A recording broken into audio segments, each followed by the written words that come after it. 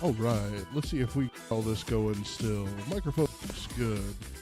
Is anybody out there to hear it? Hello, hello.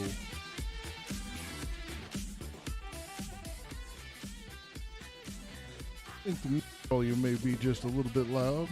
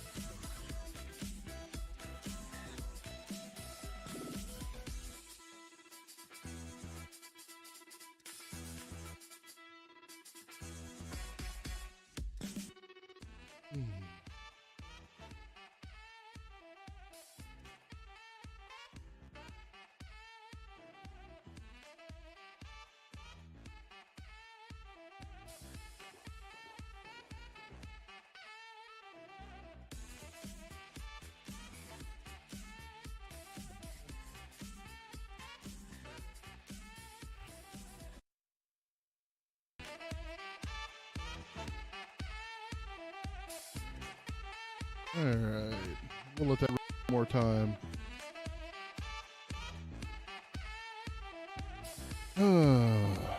Man, there's so much to this that I just flat forgot. My goodness.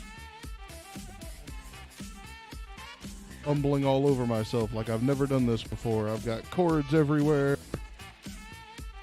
Had trouble with the green screen. Like a blessed newbie.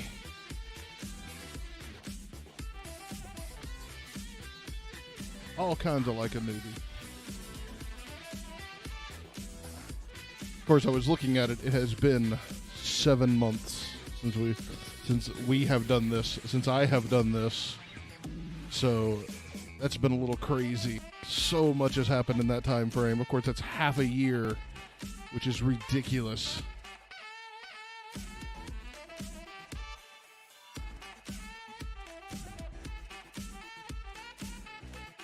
So much game stuff to catch up on. So much life news to catch up on.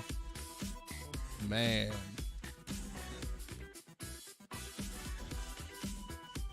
I see a couple of people have snuck in. How do things look? How do things sound?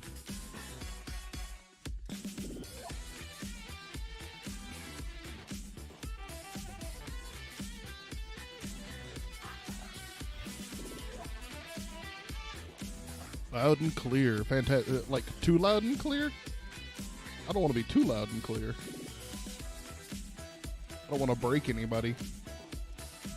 Like I said, it's been a little while.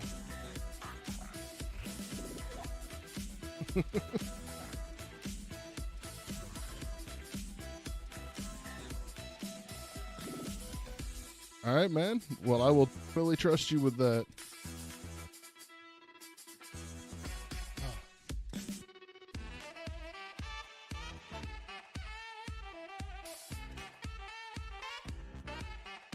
All right, well, we are definitely going to cut the music down to a dull roar here for just a little bit.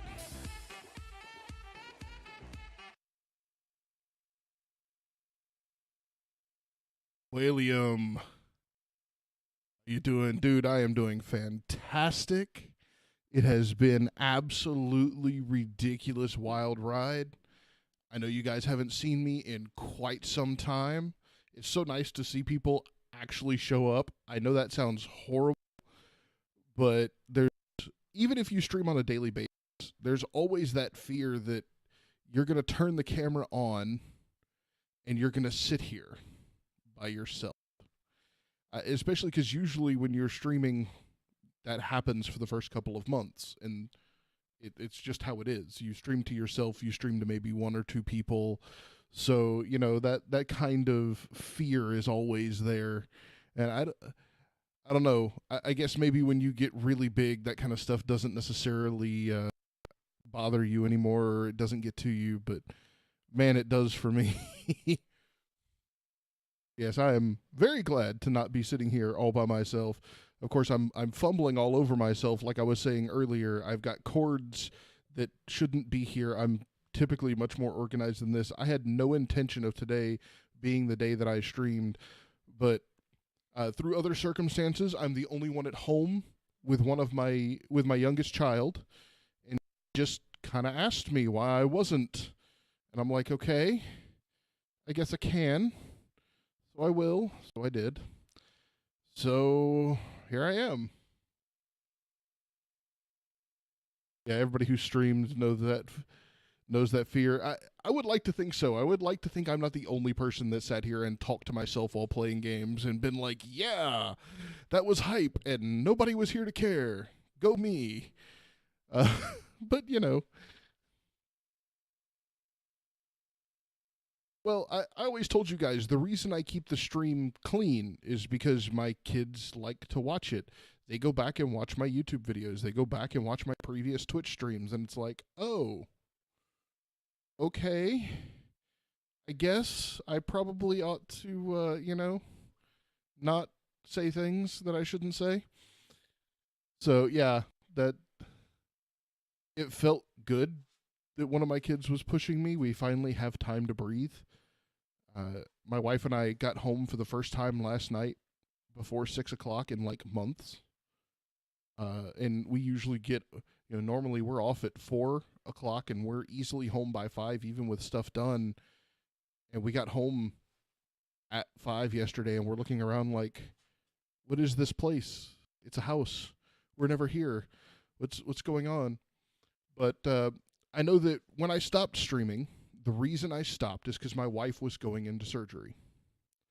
So I do want to take just a minute and tell you guys about that because it's been 7 months. Now, in the Discord channel, which I would love for people to join, especially if they like playing games and want to play games, the few times I get to sit and do that, you may know what was going on. But as you can see, I am not the smallest person in the world. Well, neither is my wife. Until now. 7 months ago, she had a gastric bypass because, well, we needed to do something. And this summer coming up will be my turn. And in doing that and in getting that done, she is down an entire person. I think 146 pounds in the last 7 months. And what she can and cannot consume is completely and radically and forever altered. And so everything about our lifestyle and what we do and how we do things has completely gone out the window. And my oldest daughter was in band. We fought through that and we made that. Then she got into theater and then all kinds of extracurricular activities at school. And it's like, okay, well, somebody's got to stay at school until 7 o'clock to pick her up from that. And, my wife and I's jobs have both gone extra, real jobs. She's being pushed into administrative positions, and my supervisor left like the week before major big projects happened. That wasn't good. So we've just been reeling and recovering from all of that. There have been major changes that have happened at work, back, forth, and sideways. And it's like, okay, calm. Things are finally starting to calm down, and I'm over here knocking on wood because I don't want that to change.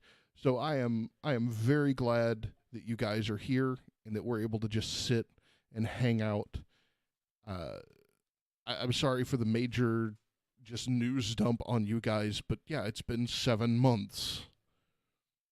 So, also, I wanted to show off something a little bit on stream. Now, I always feel the need to say this, and those of you in the Discord channel know what I'm about to talk about. I'm not being sponsored by these people in any way whatsoever, but I've been playing with a new toy that seems to have caught my attention.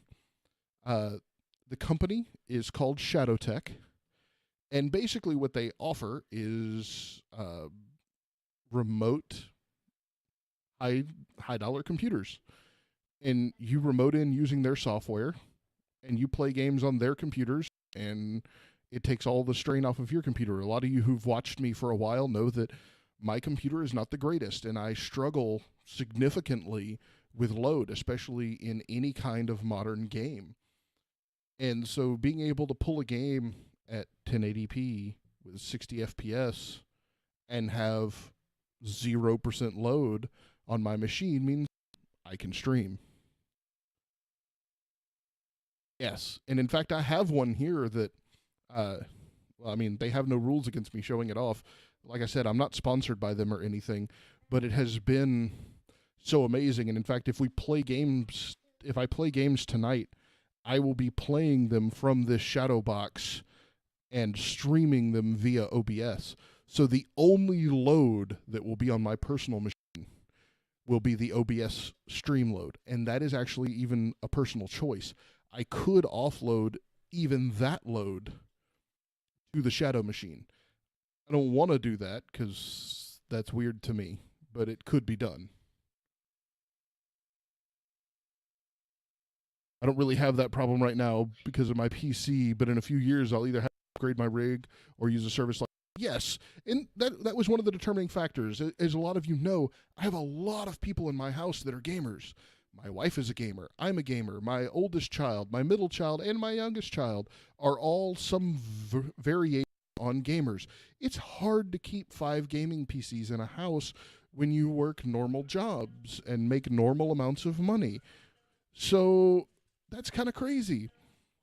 And the ability to do it month at a time really is intriguing because I have lots of old equipment that works just fine as long as you're not trying to game.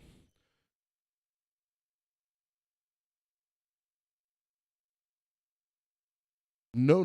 Hold up. So the service I spoke to you about is OnLive, and you can only play games in their library. This sounds like you can play games you own on their hardware. That is exactly right, Shinzen.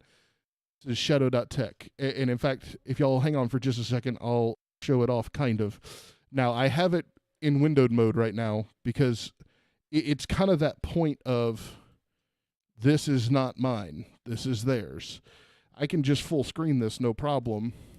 And you see their desktop like it's mine because of how I'm streaming this. So, in fact, hang on, I need to fix something. Okay, so you see in this that I have all kinds of games installed. What really blew my mind here was the lack of input lag playing games like Apex and League of Legends. Like, I actually expected to have problems in those titles and in those games. I expected to have all kinds of problems. You know, both League and Apex are highly input lag sensitive and highly lag sensitive. If what you're getting back happened before, or if happened, a quarter second ago, it's too late. If what you're doing takes a quarter second, it's too late. And I have none of those issues. Now, that's a combination of factors. My ISP runs directly through their data center as one of its primary exit points. My ping to this server is 9 milliseconds, which is ridiculously low. And so that makes a difference. I also have fiber optic as my networking infrastructure here at my house. So that makes a difference. I do not know how well this would perform on a mediocre to low level connection. I just don't, because I don't have one to try it on. But I am more than fascinated by the concept. And hold on, just let me fix something real quick so you guys can still see this. Like I said, I was absolutely not prepared in any possible way for all of this. So give me just a second to get this over here and do this, and let's move this over to here and set this back here, and there we go. Hey, look, I exist. I am not just a wallflower. Okay. And then chat should be on here somewhere. Yes, okay. It'll show up. We're good there. All right, so like I said, the way I wanted to show this off was kind of this way. But you'll see the games I have loaded on here. They were, oops, I say that. Let me move my own fat head out of the way. Whoops. I grabbed the wrong asset. See, I'm telling you guys, it has been way too freaking long. Way too freaking long. So I loaded League on here and Apex because those are games I like to play. I'm really bad at this one. I'm okay at this one. Yakuza 0, because that was a game that was absolutely beating the snot out of my machine. 7 Days to Die, same thing. It's an unoptimized piece of garbage, but on their hardware, it seems to actually work pretty well. At least considering. Now, one thing I have to say, this is how to put this. This is just a Windows 10 box. So if you get a virus on this machine, it's on you. Okay? If a game is not running the way you expect it to, it's on you. They're giving you a virtual Windows 10 machine to function as a home machine. So if you do video editing on here, that's on you. If you stream from here, that's on you. The only thing against their terms of service are things that are illegal, like downloading illegal content and doing things like that. Deed, hello person. Man, it's been a while. How's it going? The only thing about that is the chat box not showing up. Did I miss that? Oh, no, it did. Okay. It didn't seem to show up correctly for me for some reason. Okay. Y'all ignore me. Like I said, I'm trying to get used to this again. So basically, oh, dude, I'm doing awesome. I'm so glad to be back and getting to do this. Oh, I'm a giddy little schoolgirl in a big giant man's body. That's just how it's working. But yeah, I've been talking to a lot of the community members from this because I've been curious what all's going on. And there's a lot of people using this to do video editing because they don't have that kind of horsepower at home. There's people using this actually like for remote work and things like that. And I've been very, very impressed with what I've been able to pull off with it so far. But again, a lot of people are also getting frustrated because you rent this thing for $30 a month. So people are, hey, I'm paying for this service. No, you're paying $30 a month for access to a Windows 10 machine. If you break it, well, there is a reset button. You can reset it back to defaults and reinstall Windows without having to do that yourself. But, if the drivers get screwed up or if other things have a problem, you're supposed to fix it, not them. They'll try to help you, but, So if you're not a tech person, a tech savvy person, I'm not sure I would recommend this. I'm just not yet sure that I would. But so far, it seems to run everything I want it to run really, really, really well. So we may, if anybody is interested in us sitting here and poking at this or playing any games, we can do that. If not, I may just crank open something like something kind of relaxing, maybe some RimWorld or maybe do some Heroes of Might and Magic 3. I love playing. Picking electives suck, just gonna say, dude. I don't miss that kind of stuff. I have a kid in high school. I can verify that, yeah, it still sucks just as bad as it used to. I didn't have near as many problems because I was a band kid. So for me, it was half my electives are gone. I didn't really have a problem because I was gonna play an instrument. So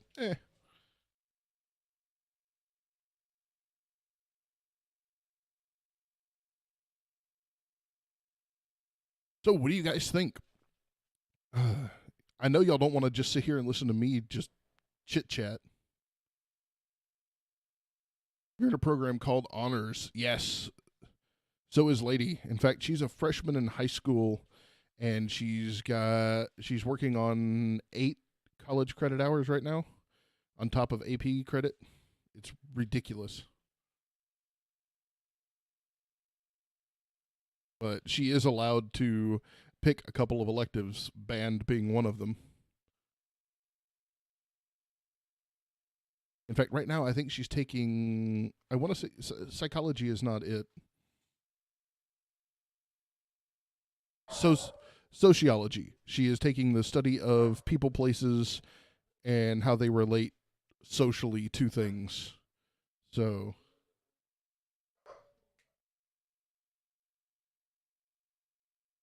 yeah.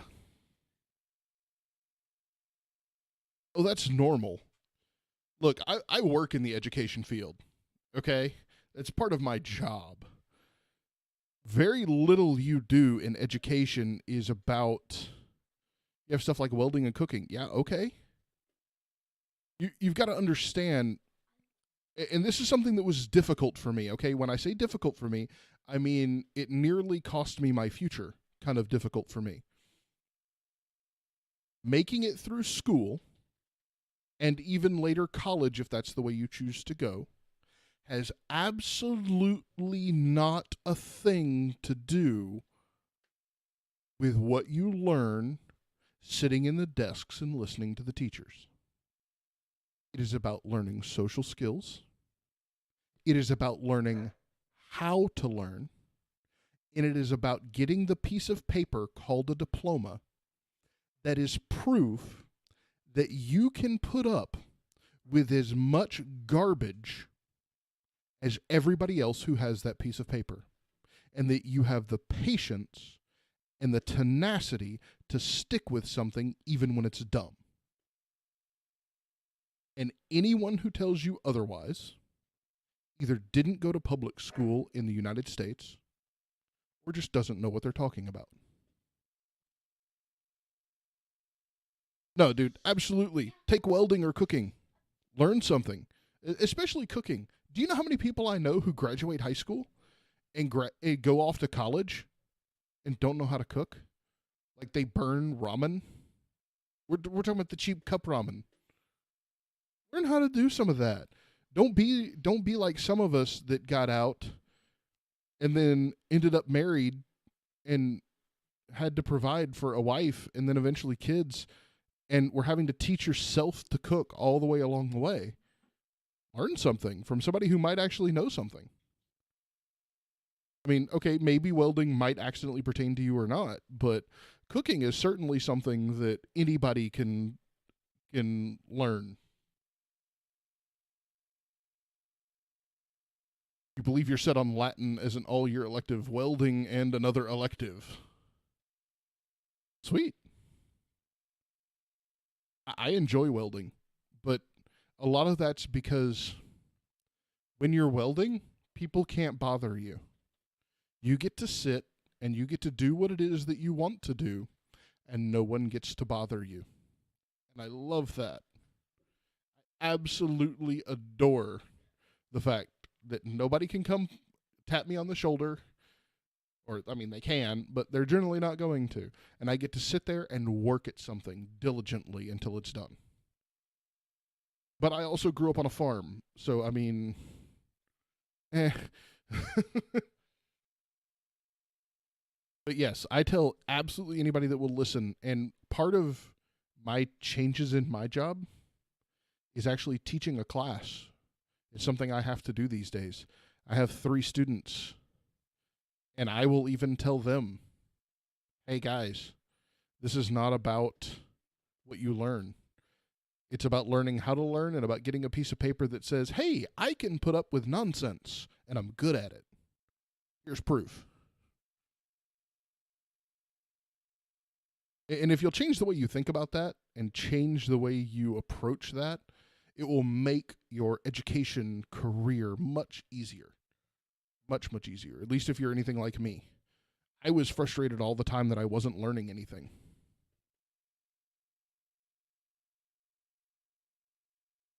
And realize that, again, I say all this as somebody who works in the education field. It's supposed to be my job to make all of that worth it. And I'm telling you that, well, it's not always.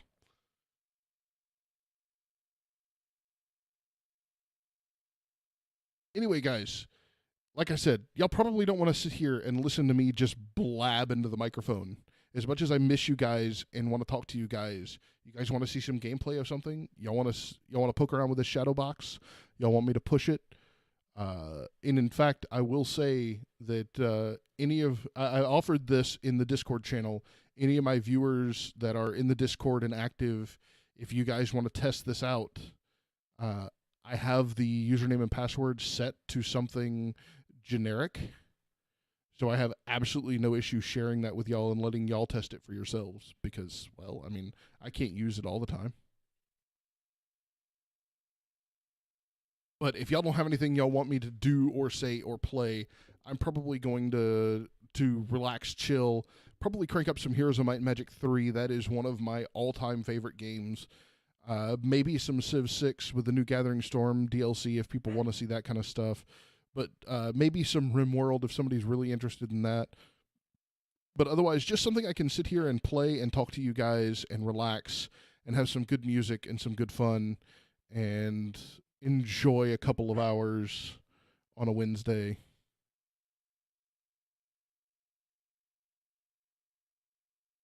And we hear crickets from the audience.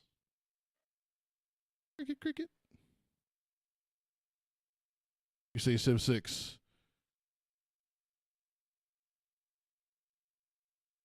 Same game series? Same game series is what? Yes, Civ 6 is in as Civilization Revolution. Okay. Yes and no. To hardcore Civ fans, Civ Revolution did not happen. It's kind of like the Percy Jackson movie. We don't talk about that. Or the Avatar The Last Airbender movie. It's among the things not discussed. Yes, it's in the same series, but oh my god, it was horrible compared to the rest of the games.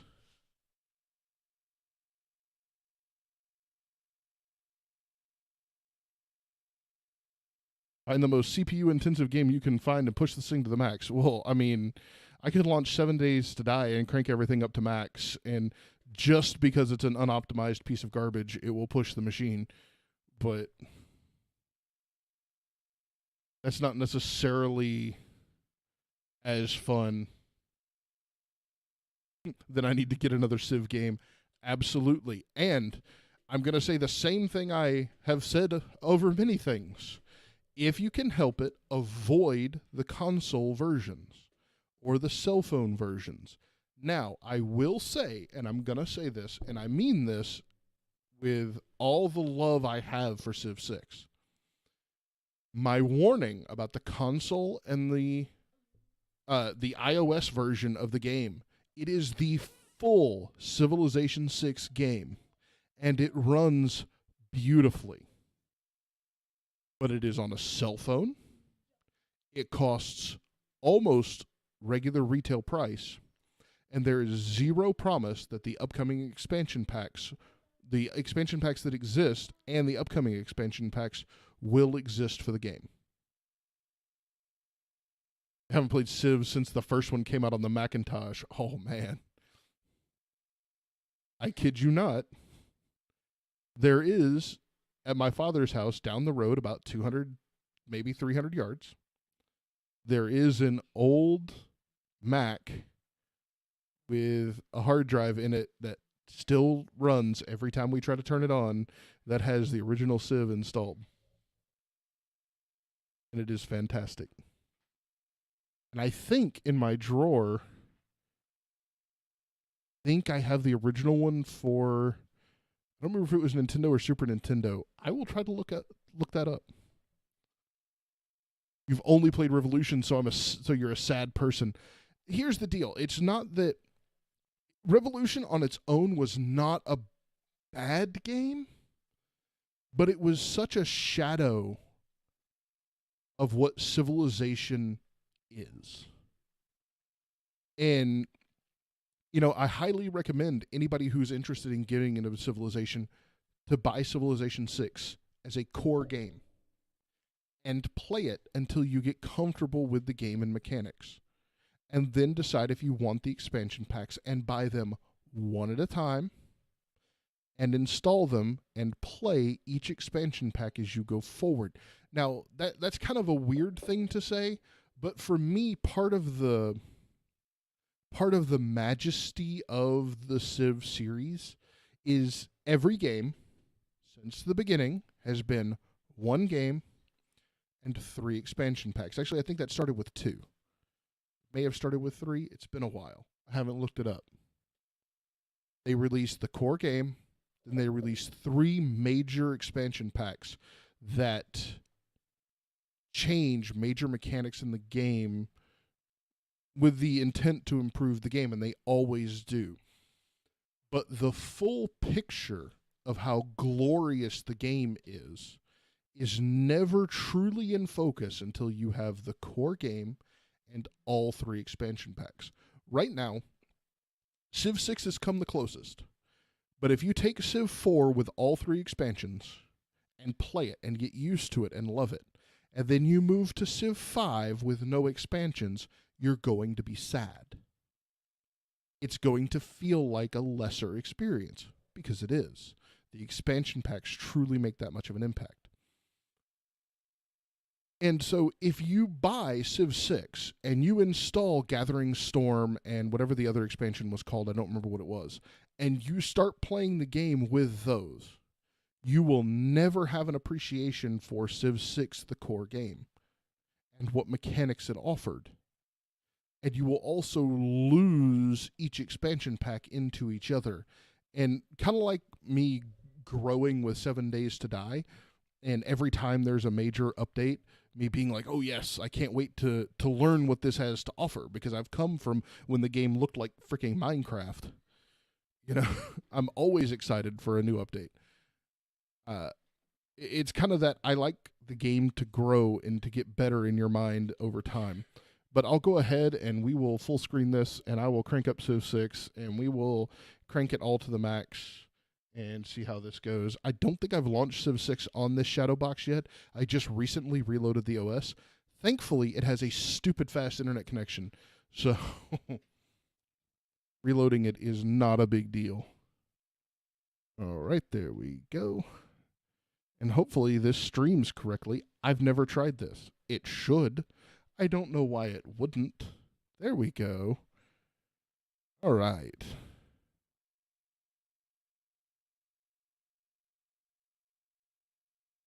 And I'm just going to go ahead and let this intro play, assuming it's going to play. Hello, game. There we go. Y'all let me know if the volume gets too high. Like I said, I wasn't, and I need to change all of my...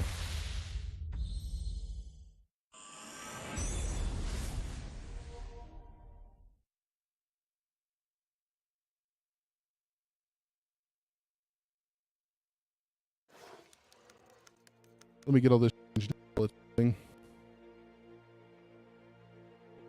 Thinking about just chatting and I playing a game, Twitch is going to yell at me.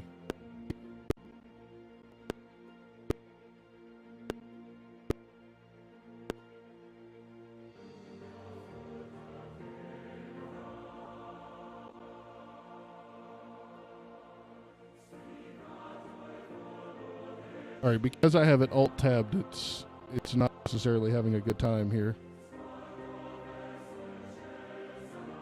Am I, or is the music out? It looks like me too.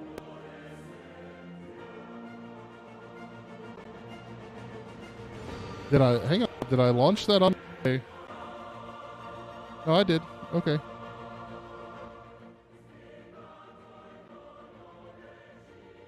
It's my microphone. That's interesting. Okay, maybe it's this window. Hold on.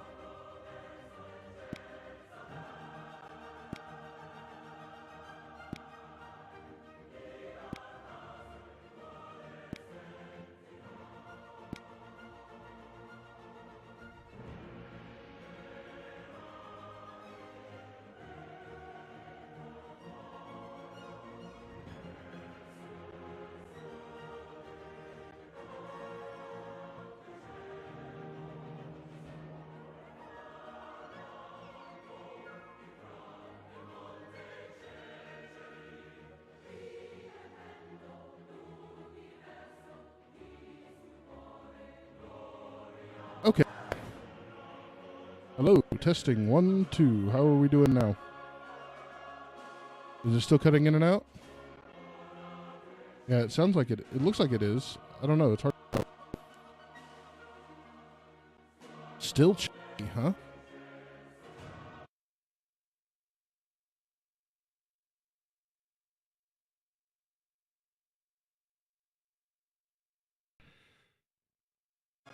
Let's do that and see if that helps. I might need to go in and fix my stream settings.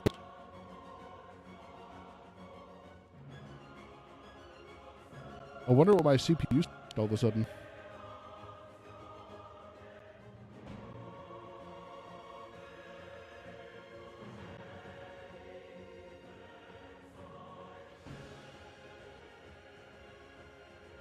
Choppy but in ASMR way. Wow.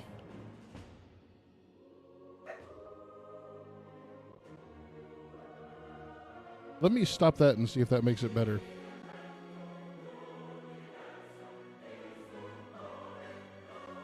I was trying to do some recording for some YouTube clips and stuff like that. And I'm wondering if maybe that caused the problem. Everything sound better, or are we still choppy? Yeah, okay. Then that's what it is. Man. Alright, so this is the gigantic cluster that is Civilization. Let's see here. Everything is set to Ultra. As high as it'll go.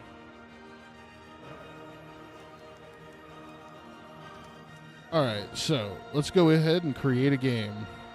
Now, I'm the kind of player in any game that instantly goes into the advanced setup. I've done it since I was a kid. I can't help it. I want to see the cool stuff. Okay? If you have some mechanics you're hiding in the background and not showing the players, I want to see them. So, the objective of Civilization, for anyone who isn't aware, your whole goal here is to take a civilization, a culture, and a leader from cavemen to the point where you are ruling the world in some way or another.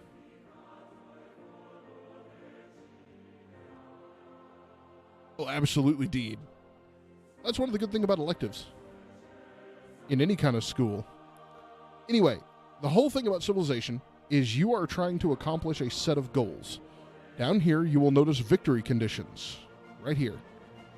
You can disable any victory conditions that you don't like. For instance, I will forever and always, in every Civilization game that exists, until they change it, turn off score victory. I do not like score victory, but I don't like score victory because what happens is the game sets a turn limit. We're only going to play 200 turns. Whoever has the highest score after 200 turns, if no one has won in any other way, that's how we're going to end the game. Buddy, if nobody has matched any other victory conditions by 200 turns, don't you dare stop me.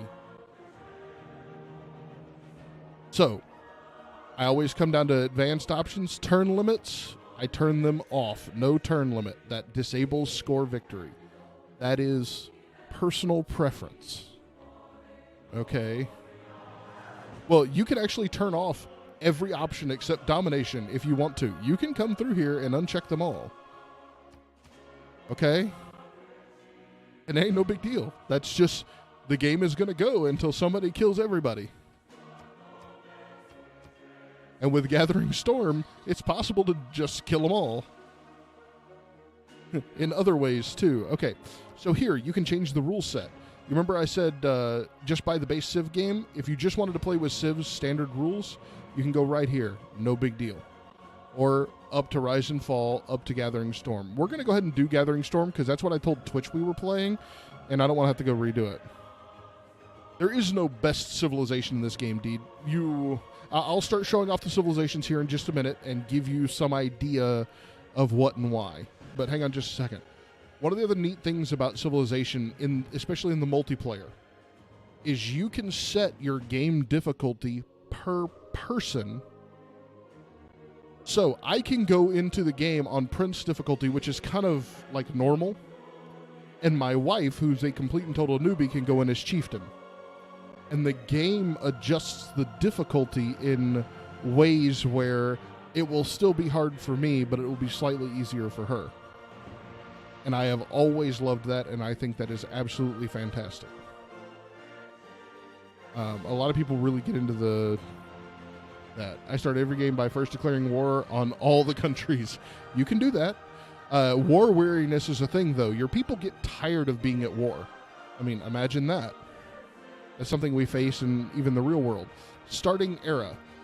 This is the era that you start in. I always start Ancient Era. I don't know. I've never even tried the others just because to me it's not a Civilization game if I don't start here.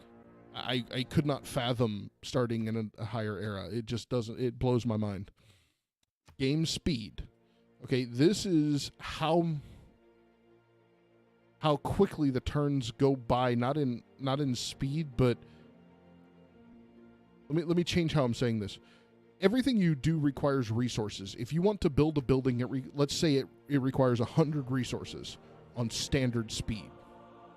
If you move it to epic speed, it will require 150 resources. Marathon, it will require 200% resources, and so on and so forth. So it will take you longer to get through each stage of the game. And that, if I play on Prince difficulty and on epic speed, I will match the progression rate of actual civilizations throughout history pretty accurately. If I don't, come about 1900s, I'm going to be running around with tanks and nukes and submarines and battleships, and everybody else is still going to be lagging way behind. City-states. City-states are one-city countries that are in the game, but they are not trying to win the game. They are not playing against you. They are just there. They are resources to use. They are cities to capture. They are diplomatic things that you can leverage against other civilizations. I like having a lot of them. I really do, especially if you're playing Greece. And I'll explain that. In Gathering Storm, you have natural disaster intensity. Okay, choose a setting from 0, less frequent, to 4, frequent and intense. Okay, note that on settings 3 and 4, severe volcanic eruptions may damage tiles up to 2 hexes away. Heck yeah. So we're going to bump it up to 3. I don't want to quite go to 4. I'm not trying to flex on the game or anything. Map. Oh, does this have a mod enabled? Let's go back. We haven't really changed much. I got to fix that. That's not okay. Additional content. Plus is disabled. Yet another map pack. Disable. Because it actually causes problems with one of the civilizations right now, and they haven't fixed it yet. I was testing it for somebody. All right, advanced setup. Okay, here. Here we go. No problems. We're going to bump that up to 3 because it's about the only change we made. Well, the Greeks get bonuses specifically in dealing with city-states. So, because they were city-states. So, maps. That's how I knew something was off. I like continents. There's all kinds of different sets of maps, including competitive maps. 4-leaf clover is going to be 4 different corners of the map that are going to be completely and totally resource balanced, like you'd find in an RTS game. 6-armed snowflake, same way. True start locations, Earth. True start locations, Europe, are exactly what they sound like. Earth. It gives a rough representation of Earth. It's not always exact, but basic concept and everything. Continents is just randomized land masses. Map size. Now, I'm warning you, if you do a huge map, you're going to be playing this game for a while. Okay? Be ready. There's a lot going on. Turns are going to take a long time. And when you get to the end of the game, there are going to be more diplomatic things that you need to think about and take care of than you probably want to deal with. Standard is exactly that. It's pretty standard. Now that we've chosen our map size, I'm going to go ahead and increase our city-state count because I like it. Okay, map size, standard. Resources, sparse, standard, abundant, and random. This is always fun, but you can have a miserable game because the random did not go your way. It's kind of like picking Randy Random on RimWorld. It's just don't unless you know. Okay, world age. Okay, is hills, mountains, volcanoes, rivers. How developed is the physical planet? Okay, did life just form and it's a hulking mass of volcanoes? That's a thing. Start position. Standard, balanced, or legendary. All players have great but not necessarily equal starts. Nah, we'll go with standard. Temperature, hot, cold, random, standard. Rainfall, how much rainfall happens. Sea level, all those other fun things. Oh, we forgot to go by here. Turn off time limit. Okay, under advanced options, no duplicate civilizations. That prevents them from picking the same civ as you do. No duplicate leaders, same deal. Well, no, that's your civilization, that's your leader, because some civilizations have multiple leaders to choose from. You can turn off barbarians if you don't like them. Personally, I love barbarians. You can turn off alliances and teaming. You can turn off tribal villages, which are a randomized resource that you can pick up to give you stuff. T-level sounds dangerous. Yes, well, actually, one of the things they added in this particular expansion pack is actually global warming and the ability for that to affect things. All right, so now, choosing your leader. Now, before I sit here and do this, I want to make a point, okay? You're starting here with Dido. Here are the number of leaders and their respective countries you can choose from. I'm going to scroll a little slowly. A little slowly. Somebody asked me what the best civilization was. There's really not an answer. Okay? It is all up to personal preference. Some are strategically stronger than others. That's just flat the truth. But the advantages one gives are unique to that one. And if you don't use... You can win the game without using their bonuses.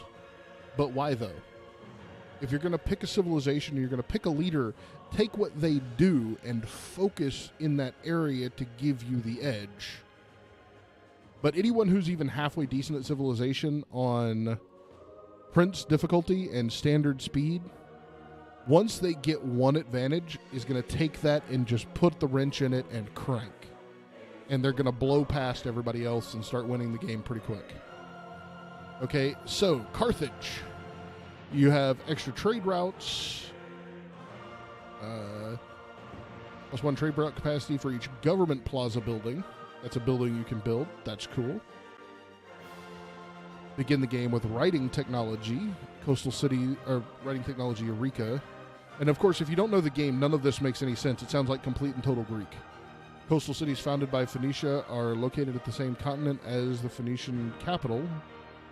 Located on the same continent as Phoenician capital are 100% loyal all the time. That's pretty cool. That means nobody can take them over. That would actually blow one of my favorite strategies in this game right now. I wonder if they can be negated. Yes, they are 100% loyal, but can that be modified or is that permanent? I will have to test this out. Right now, one of my favorite leaders is Eleanor of Aquitaine. She can be either from Europe or from France because she was a leader in both places. Yes, I know that seems weird, but yes, she was a leader in both places. But her personal thing that she does is if she gets great works of art or great works of music or great books that her culture creates, having them on her border, so like creating a library on the border and putting amazing works of art in that library, make the other cities nearby that don't belong to you jealous, and they will actually revolt and join your civilization over time. Because you're bombarding them with awesomeness, essentially. This one says that all the cities on the same continent as her capital have 100% loyalty, and I don't know if that's a permanent thing and if it can be lowered by this. So I don't know. There's plenty of ways to lower loyalty, but she has a very special thing where great works do a better job of that. We're going to go with random leader. Instead of sitting here and explaining each and every leader, because holy crap, I could literally be here all day. And unless somebody has a specific one they want to see, we're going to go with random and see what the game throws at us. Everybody okay with that? Anybody not okay with that?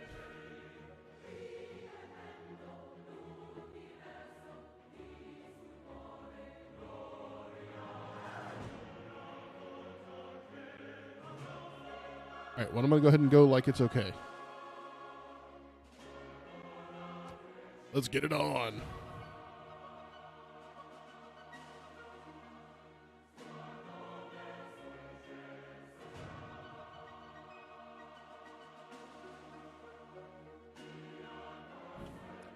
Yes. Oh, this is going to be fun. Beasts of the We end up the Maori. to That's gonna be man interesting. taking his first upright steps, you have come far. Now begins your greatest quest. From this early cradle of civilization on towards the stars. Kupe the Navigator. You named the land of the long white cloud, and now you are called upon to settle new lands. Protect and honor the land and sea, just as your Toas protect your people. The Maori will guard the world's natural beauty for all the ages after. Okay, this is one of the civilizations new to this particular expansion. Okay? So, this is the Maori.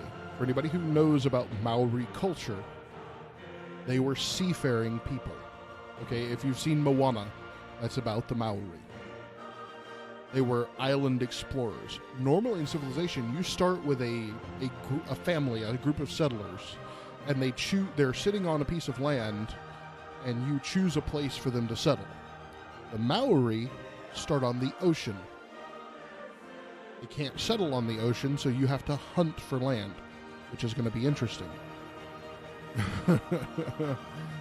So, begin the game in an ocean tile. Gain a free builder and 1 population when you settle your first city.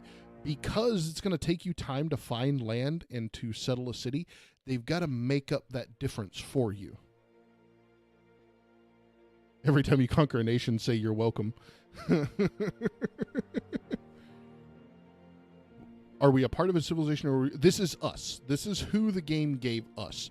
The Maori Empire and Kupe the Navigator. Okay, now if they had multiple leaders for the Maori civilization, maybe we didn't end up with Kupe. But it randomly chose an empire and then randomly chose a leader that belongs in that empire, but Kupe is the only Maori leader that's in the game right now.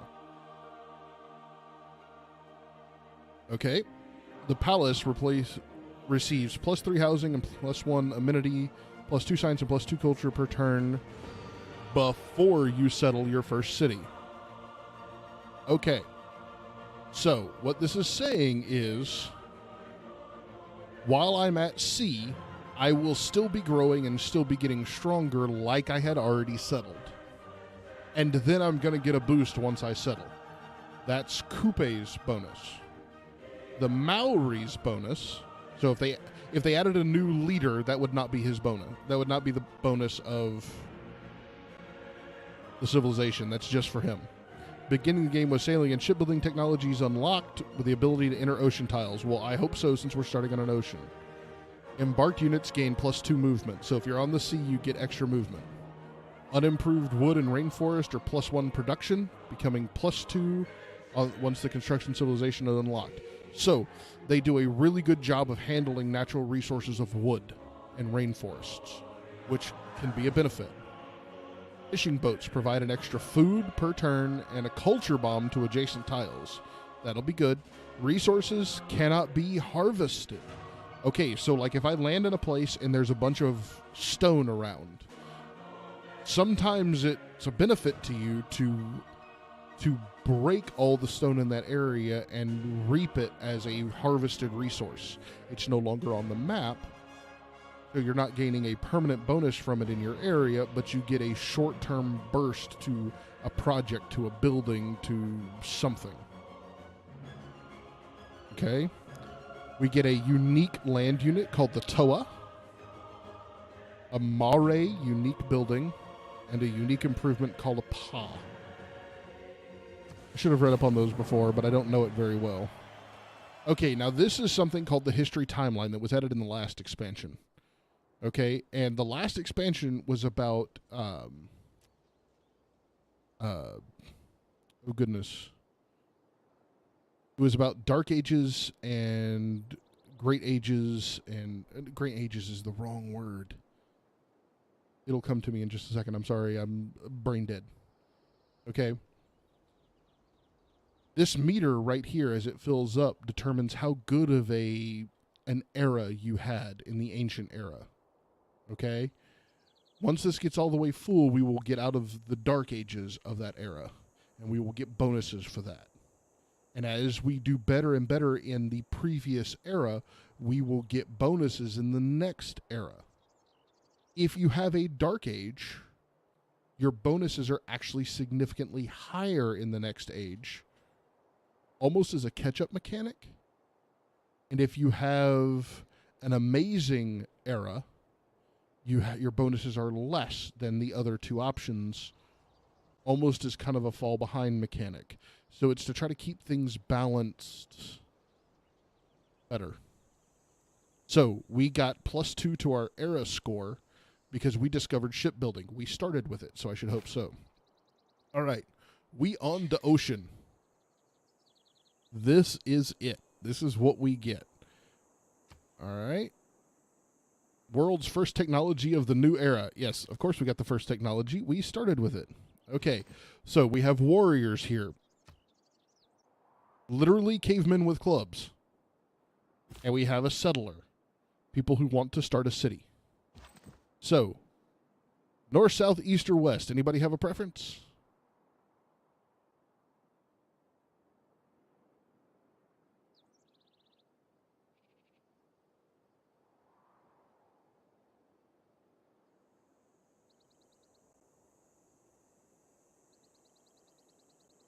I'm going to keep them together, but a little bit split. North, you suppose?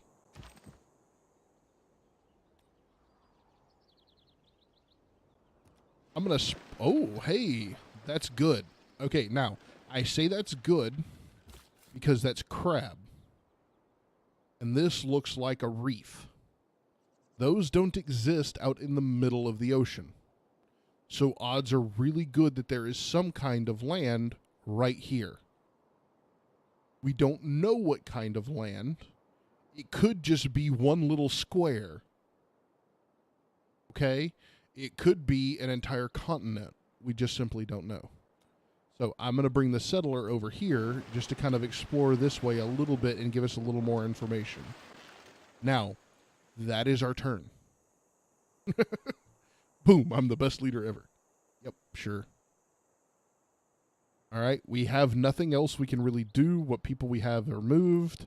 And if there's something else we can do, the game will pop up and be like, hey, you need to do this before your turn ends. Please wait. Okay, our new turn is up. This guy is the closest to where we were.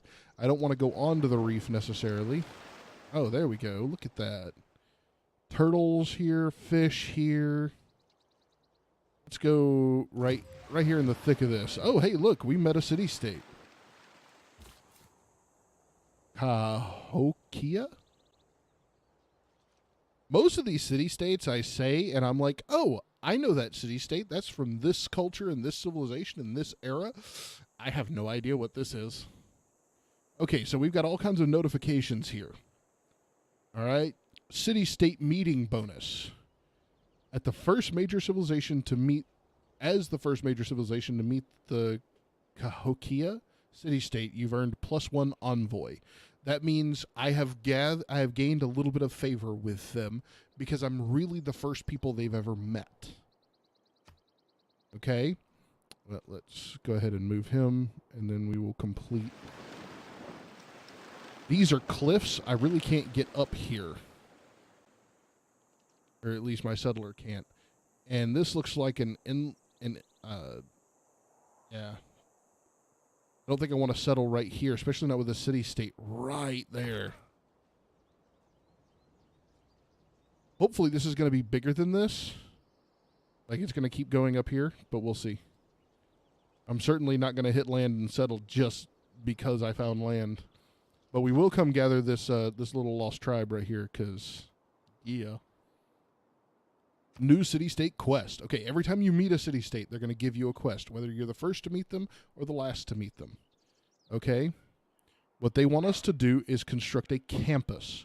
That is a research facility, basically. Okay?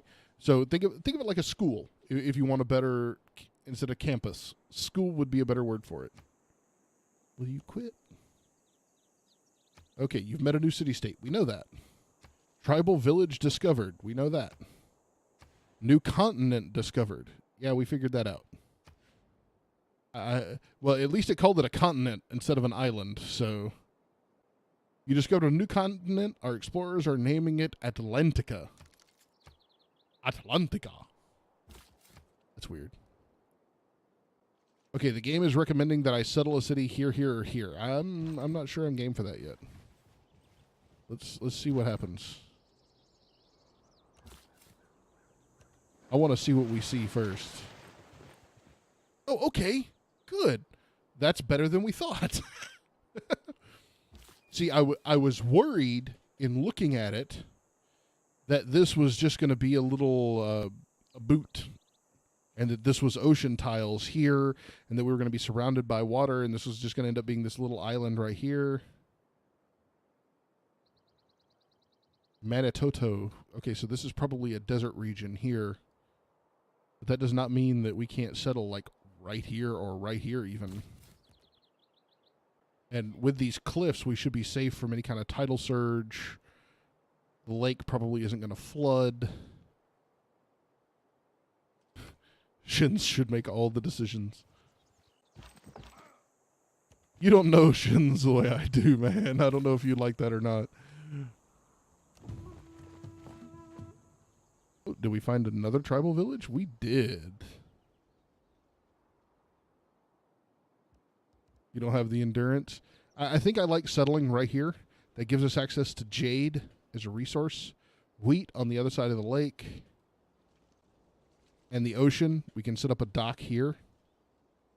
That'll give us access to crab and things like that. And Burnett can speak, I swear. All right, so we have founded our first city. Okay? Now, here's how your little cities look. This border is our border. As time goes, this will slowly expand, and we will get access to the resources on the edge of our border.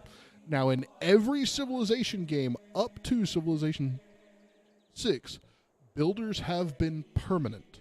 They are no longer permanent. They get to do a few things, and then they're gone. Okay?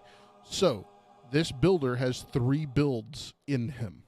He can build 3 improvements. Now, to make up for that, each build that you do with a builder is instant. So we will get to him in just a moment. All right. In fact, we don't really have anything for him to do yet because we really don't have any technology that he can take advantage of. The one thing we could do is build a little farm here, which would add 1 food to this tile. We're going to go ahead and do that. Okay. That's 1 build. He's done 1 build. Now, we need to research. Okay? We need to decide what to research. Animal husbandry for the ability to harvest cattle, sheep, deer. We really don't have anything like that around here. So it's not really an advantage to us. Mining. That'll allow us to put something here and here. Probably going to be what we're going to go with. Astrology is religions. The ability to build a shrine. The ability to build the first world wonder Stonehenge. This is normally, especially if I'm going for like a culture-based game, this is what I rush. This is what I look for. Okay? Pottery. And I apologize. Okay. Pottery right here gives you a granary you can build. Great Bath, another world wonder that can only be built 1 of. Isn't culture important? Okay, everything in this game is important. There is nothing in this game that's not important. But you need to choose a way in which you wish to win. And focus on that objective. So, if we want to be a warlike people and conquer a bunch of stuff, that needs to be the areas in which we focus. And culture will still play a part in that. And research will still play a part in that. Because if you're running around and throwing spears at a tank, you're going to be very disappointed in how that turns out for you. And if other people can just walk up to your city and convince them that you're no longer a valuable leader, your conquering cities is not going to work out well for you. So you do need some balance. But a lot of times with a cultural victory, I will start here under one condition. If I see stone in my starting area, like the actual just stone resource, because Stonehenge must be built near a stone resource. We don't have it. There's no point in spending 14 turns researching a technology we can't use. Or we can't use what I consider the most important benefit of that. The Great Bath is new to this expansion, so I'm not familiar with it. Oh, must be built on a floodplain tile next to a river. We don't have a river. We don't have a floodplain. Not really any good to us. So we are going to go with mining. All right. So now we need to choose the production in our city. What is our city going to focus on? Okay, the game is recommending we focus on a monument, which gives us loyalty and culture, a settler to build a new city, or a scout to explore the surrounding areas. I'm going to go with the scout right now. All right, tribal village discovered. We did find this other tribal village over here, and we will send this set of doofuses over there as soon as we can. Next turn. Oh, and the music is always cultural towards the culture that you chose. So don't think that just because this is ancient era, this is the music everybody listens to. This is Maori cultural music. Okay, +1 envoy. Interesting. So this tribal village gave us favor that we can give to a city-state. Kind of a diplomat, I guess. They gave us a person, a liaison, who will go make another city-state like us more. We only know of one city-state. We're going to go ahead and send that envoy here. Our benefits for befriending this, every city-state has benefits. Our benefits for this city-state liking us: 1 envoy, which we got when we met them, gives us 4 gold every turn in the capital, which is huge. Getting to 3 gives us +2 gold for every market and lighthouse. We will probably have a lighthouse because we're right here. So that maybe we'll have a market, maybe we won't. Just depend on how things go. And on and on. Bonus is up to 6. And every city-state has what's called an as a bonus if you're the suzerain. If they consider you their best friend. Let's call it that. Okay? Now, the benefits for this, your builders can now make Cahokia mound improvements. Okay, so being their best friend gives us a unique benefit in being able to build Cahokia mounds. Provides +3 gold. Okay, so like say we build a mound right here. It'll be 1 food, 1 production, 3 gold. Citizens receive +1 amenity from their first Cahokia mound improvement. An amenity is like a luxury item. It makes people happy, and the bigger your city gets, the more luxuries it's going to want. Upon discovering natural history, cities receive +1 extra amenity. Oh, no, +1 amenity from their second mound improvement. +1 food for every 2 adjacent districts once feudalism is reached. Okay, so this is something that continues to build and get bigger. Once you put it down, the longer you go, the more things it gains if you play it right. Otherwise, it's just something to throw down to get 3 extra gold on that tile. But if you play it right, that could get very interesting very quickly. All right. So I think we've done everything we need to do. Next turn.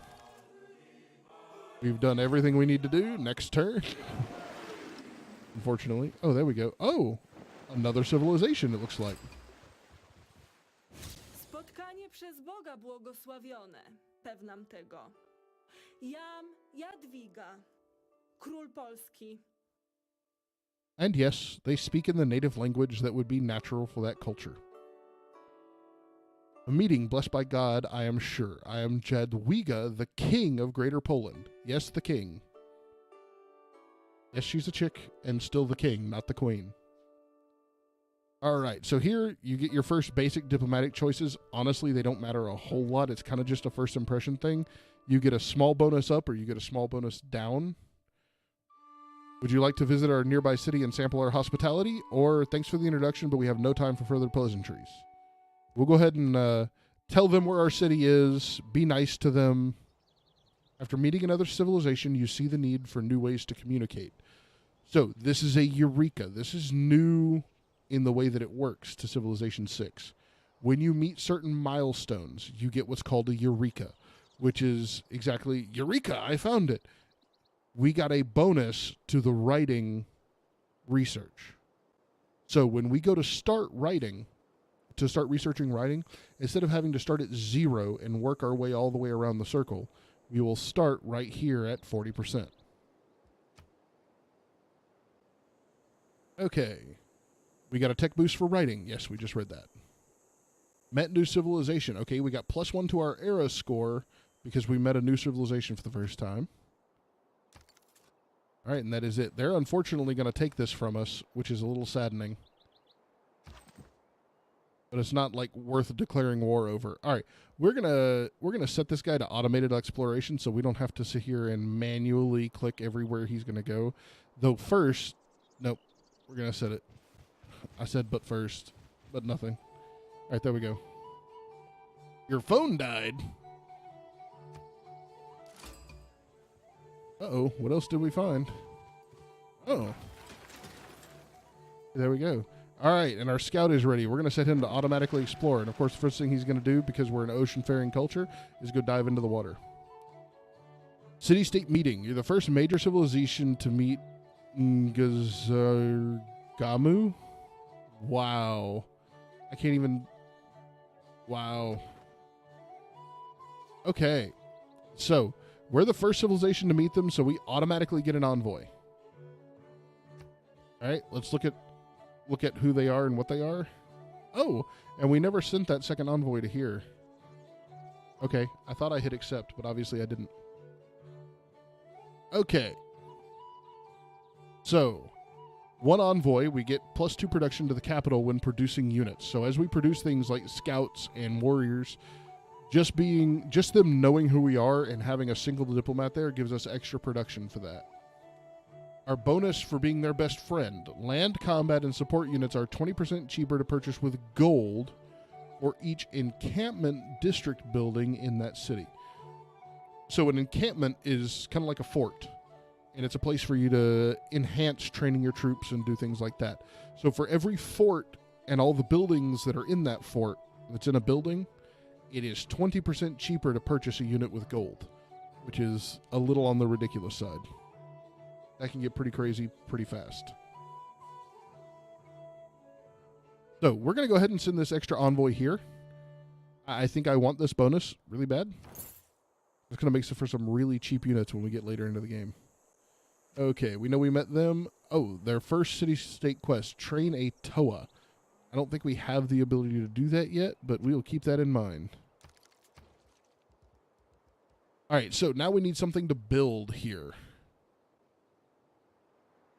We can build a monument, which just builds here in the middle of the city. It's basically just a statue, if you will.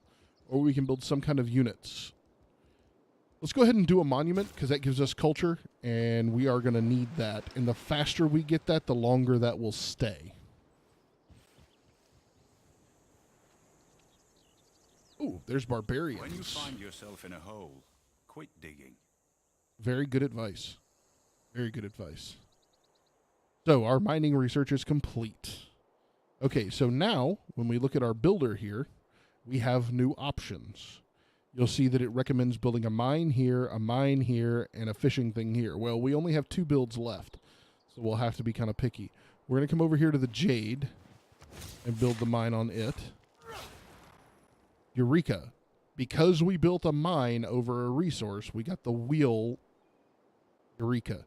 So in trying to learn how to build the wheel, we will be a little faster because we did something a little better. Then we're going to come over here to the crabs and build a fishing resource right here instead of building this mine here. All right, we need something else to research. We're going to do pottery. think it will be too late to get the Great Bath. I think somebody else is going to... Oh, no, that's right. We can't do the Great Bath because we're not next to a river.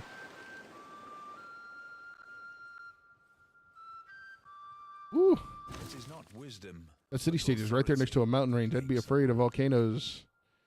Okay, so we have our first major cultural advancement, the Code of Laws. Okay? Now, here's where Civ 6 just takes off from the other Civs completely and just goes wild. All right? Here is our government. As we rule a government, we get to set policies here. Okay? Those policies determine different bonuses and different things that we have in our culture. And they can be changed, but at a cost. So, right now, our culture is chiefdom. Okay? That's going to be everybody's... Or our government is chiefdom. That's going to be everybody's government at this stage in the game. Eventually, you'll get to things like democracy or autocracy. All right, so we have 4 to choose from. +5 combat strength when fighting barbarians. Double experience for recon units. Plus faith, plus gold, plus production. Okay? So here, we're doing a lot of exploring, but I'm pretty convinced we're going to end up against barbarians. For now, I'm going to put double recon experience. And then on our economic policy, see, I can't slot this here even if I want to, because it's not an economic policy. We're going to do +1 production in all cities. Faith is not going to play a major role, I don't think, in how we play right now, because we can't get Stonehenge. If we could get Stonehenge, or if we had some other cultural bonus to faith, I would probably go this way. This is my normal starting route. But for now, we don't have those things, so we're going to go this way. All right, having discovered another continent. Oh, we discovered another continent? We need to go see that. We realize there is a wide world of trading opportunities. So the foreign trade, we got extra bonus to it. We're just getting all kinds of boosts here. Set our worker to come over here and take care of that. Where's our other continent? Oh, okay. It considers this a different continent? Maybe because it's split by this mountain range? I bet this mountain range splits it all the way up. Okay. That's fine. All right, so now we need to choose a new cultural advancement. We have 2 types of advancement. We have technology advancements, which are things like spears, swords, chariots, and buildings and things of that nature. And then we have cultural advancements, which are, or civics, which are advances in the actual culture of the land and the area. Let's choose a new civic. Foreign trade, we've already got a Eureka on, so let's go for it. It's going to give us the ability to do traders, and it's also going to give us some new policies that we can slot in for our government.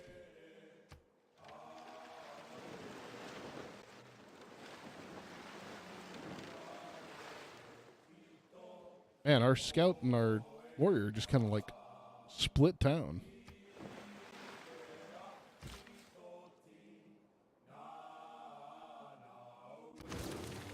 All right. Well, with the land around your first city developing nicely, we can fine-tune our production techniques. Craftsmanship. Okay, I'm not sure what that was. So this tile now gives us 3 food and 3 gold. Remember that part of our cultural benefit for being who we are is if we put out fishing boats, it would do what's called a culture bomb in the area and basically claim all these tiles for us. Expanding our borders, basically.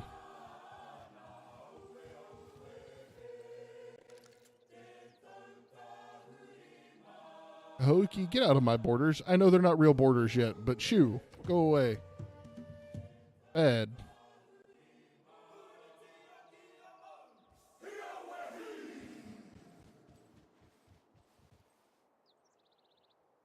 All right, now our gold is piling up really nicely. Normally at this point in the game, you might have 30 or 40 gold. We're a small handful of turns in, 14 turns. You should normally be gaining 1 or 2 gold per turn. But because of this here, and because we got to know Kahuki enough that they're sending us gold every turn, we're raking in the cash pretty big. Oh, tribal villages discovered.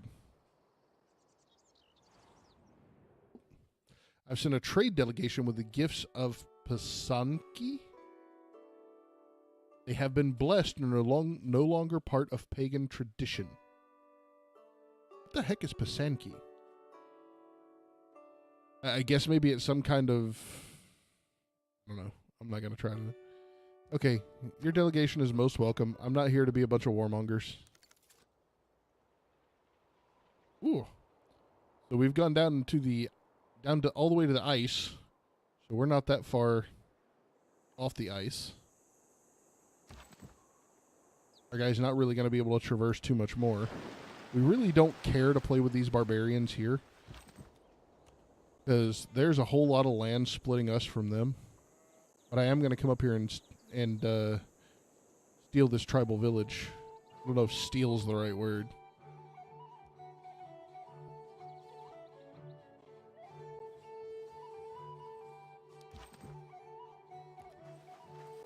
What did we get?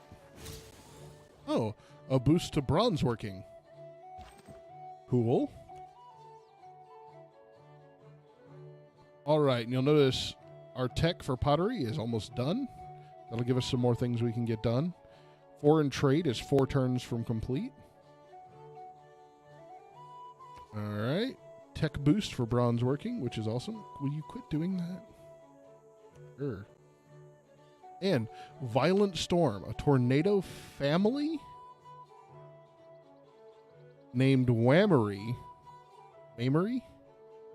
has developed and is headed to the northeast. The storm will cause destruction over the next 2 turns. Okay, so you can see right here, and it's going to head northeast for 2 turns. So thankfully we don't have anything northeast, but any cities that are up here, anything that's up here is going to get absolutely ravaged by tornadoes. It's part of that whole natural disaster thing that the game tries to warn you about. All right, now we really need another builder. Oh, hang on. That came down here. It said northeast, Chief. That's that way. That's not this way. Thankfully, it's only got 1 more turn, but go away. We really need another builder. Let's see how much one costs to buy with gold, because gold is obviously something we're going to have plenty of. 215 gold for a builder. We'll get that in 4 turns. 3 turns? 4 turns? I don't want to do the math right now.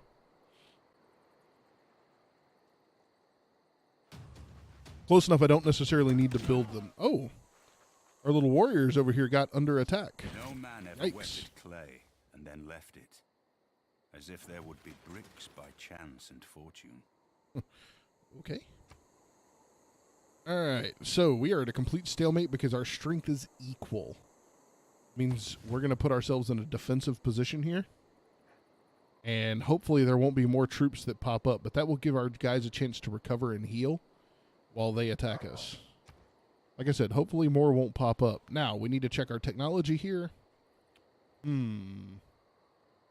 really don't have... There might be horses nearby.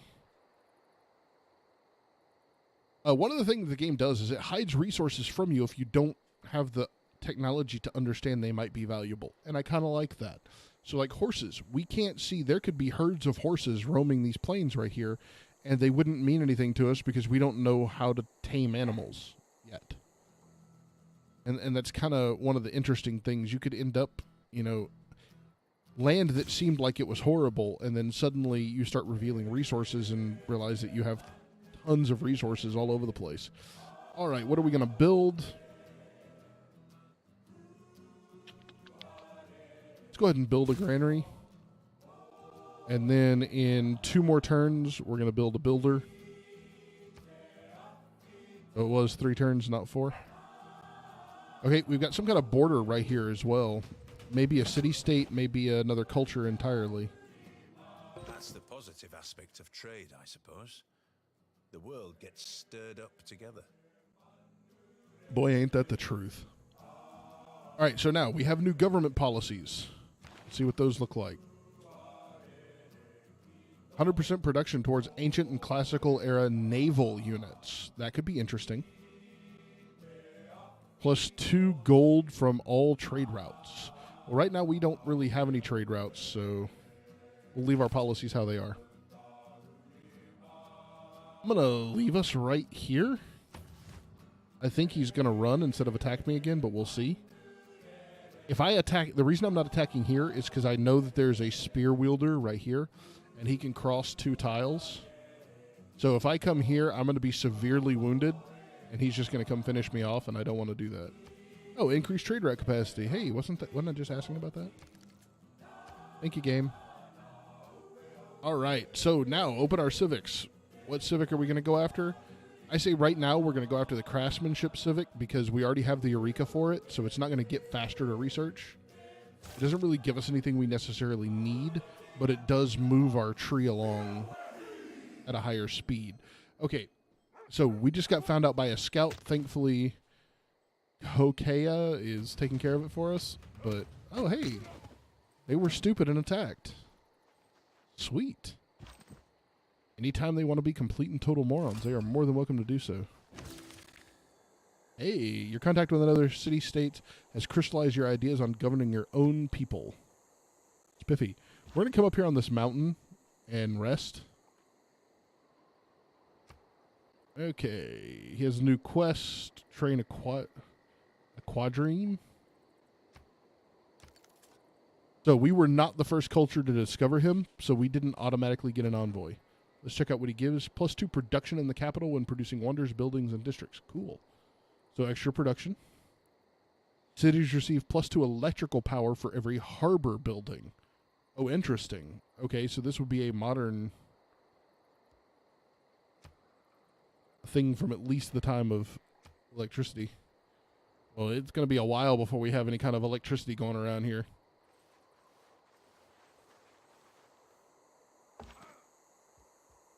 Man, you guys are so quiet. It makes me feel bad.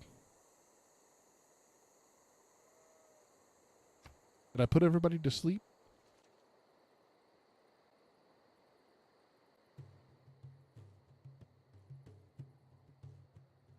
All right, we should have enough gold now to build our builder. Okay, we need to kind of make a choice right here. There's 2 good options. We can build a trader to increase the amount of gold and influence we have on the map, or a builder to increase our individual city's resources that it has available. There's not a wrong option. We're going to go ahead and we're going to get the builder first because it's a more expensive option. Just because I think that's the right thing to do.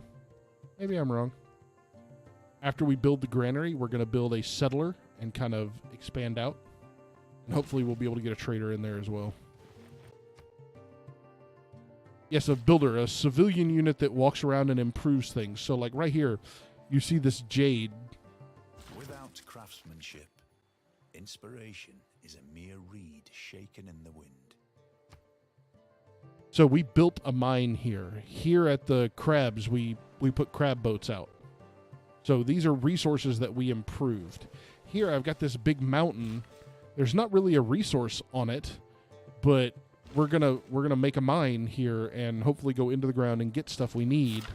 And it's gonna improve this from 1 food and 2 production to 1 food and 3 production. And then we're gonna come over here and do the fish, and then over here and do the wheat. Same principles. All right, choose civics. All right, what do we got now? Okay, I'm going to open the civic tree, which is basically the timeline of all technology that you can learn in the game through the civic tree. We're going to kind of look because my aim here is to get to political philosophy as quickly as I can. Now, thankfully, the game allows you to do that by holding the shift key and left clicking on this, and it kind of plots a course for you. So it's going to do early empire, then state workforce, then political philosophy. See, I could have done military tradition or mysticism and not headed in that direction. So it gives me the ability to say, hey, this is where I'm headed. Get me there as quickly as possible. And then we can come back and pick these 2 up later, even though they're further behind on the tree. And if somebody wants me to really go into depth as to how those resource systems work and how the training times work, that's actually tied into the difficulty system. Dogs look up to us. So, Cats look down on us. Pigs treat us as equals. I love the little research quips. If you play like 1,000 games of Civ, you do eventually get to where you're like, oh. And you'll start skipping them, but they're still some of my favorite things. All right, so we need to choose technology to research. Now, here's the amount of time at our current level that it will take us to research each of these technologies. So we're looking at 8 at a minimum, 13 at a medium, and 21 at a maximum. Is there anything we need? It wouldn't hurt to have archery so that we have a little better protection here. Irrigation and plantations, we really don't have any resources around at the moment that would require a plantation, like sugar or like incense requires a plantation. We don't have anything close, so that doesn't do us any good. Masonry gives us battering rams, ancient walls, harvesting of stone. We don't have any stone around. Let's just build the pyramids. We're not around deserts, so that doesn't do us any good. I think we're going to go ahead and go with the ironworking here, or bronze working, because it reveals iron, and we're fixing to have another settler, and that'll give us one more piece of information on where a good place to settle might be, because we'll actually be able to see the iron on the map instead of aiming blind, basically.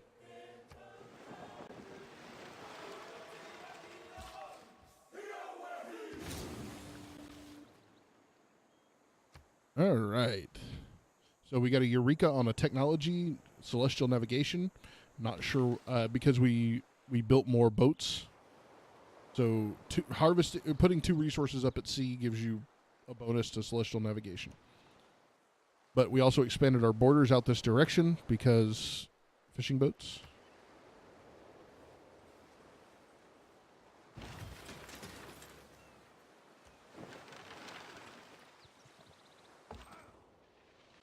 All right, our warrior is healed.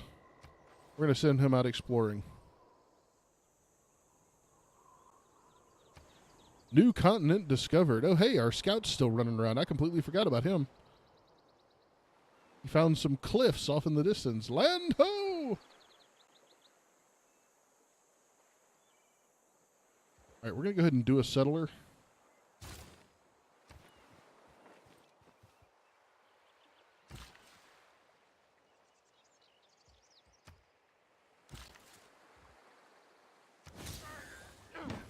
Okay, our knowledge of irrigation has advanced. Farming a resource has given you an appreciation of the importance of irrigating your crops. So we just got a boost to irrigation. Thankfully, we weren't already trying to research that technology. Might have been time wasted.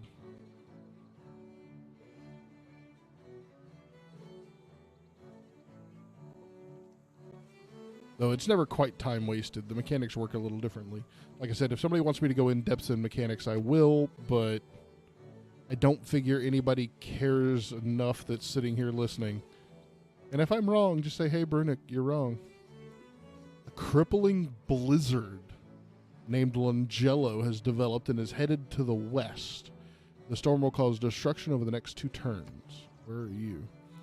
Oof. My warrior is right next to that. Can we get closer? I don't want to get in the blizzard, but I kind of want to see the animations and stuff it builds. Hopefully it doesn't go northwest and freeze our guys to death. That would be unfortunate.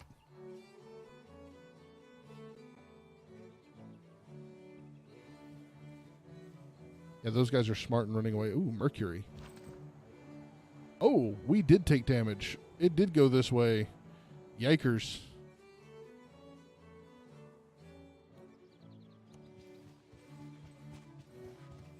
The Pantanal is the most complex intertropical alluvial plain of the planet, and perhaps the least known area of the world. So we found a natural wonder called the Pantanal. And that gave us a boost to the astrology tech.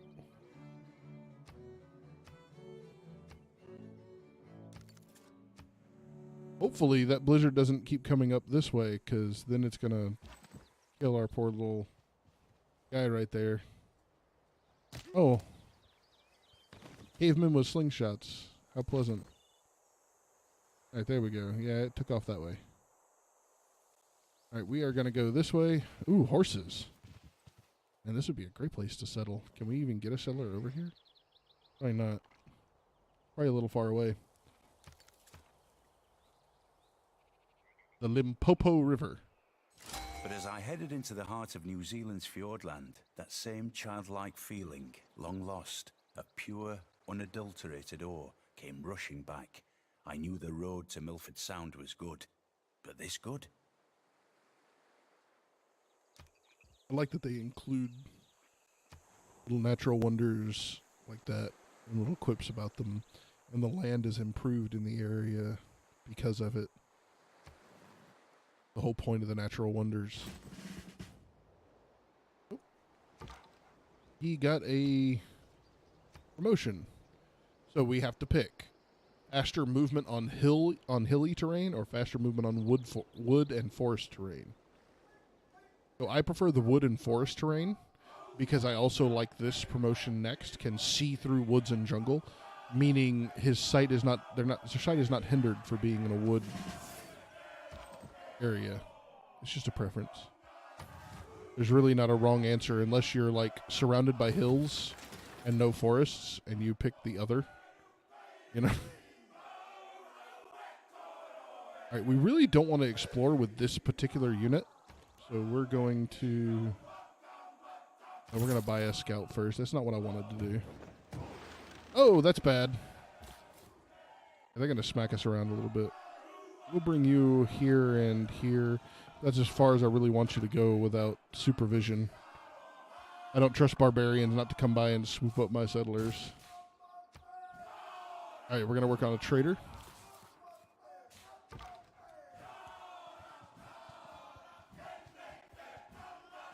Now, we're going to put you here, and we're going to link the two of these together, called an escort formation.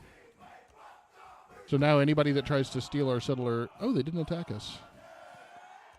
Muchas gracias, señor. Aha! We have a civilization here.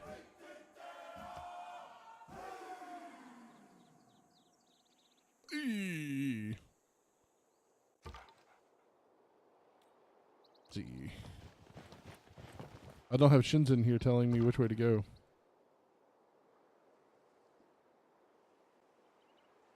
At least that's what I'm going to blame it on. Ik ben Wilhelmina, koningin der Nederlanden. Het is Wilhelmina. mijn grote eer u eindelijk te ontmoeten. I just want to pinch her cheeks. I'm Wilhelmina, Queen of the Netherlands. It's my great pleasure to finally meet you.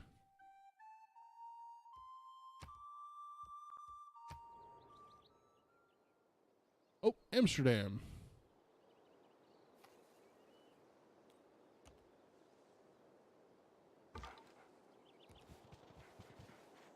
Deed is competent, I guess. All right, so she's building pretty close on the coast.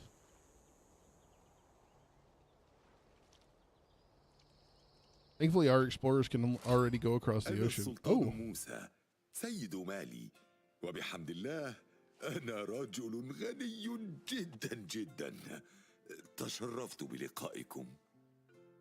I am Sultan Musa, Lord of Mali, and thanks be to God, a very, very rich man. I am pleased to meet you. Yes, all of his bonuses are gold related. If you want to win the game by basically being capitalist and buying everything, that's the civilization to play, because I kid you not, that's how it works. Legacy, because bronze will last for thousands of years.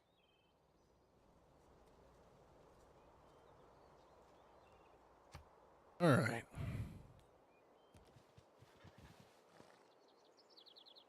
We're just kind of on the heels of the scout. Niani. Oh, that's him. Okay. Wow, he's way over there. Okay, technologies that we need now. Ironworking. we'll go ahead and hit writing, and then we're going to hit astrology. Just to kind of clean up on the ends there. Yeah, I know. We met lots of new people wandering around. Okay, we have our second civilization looking for a place to settle down.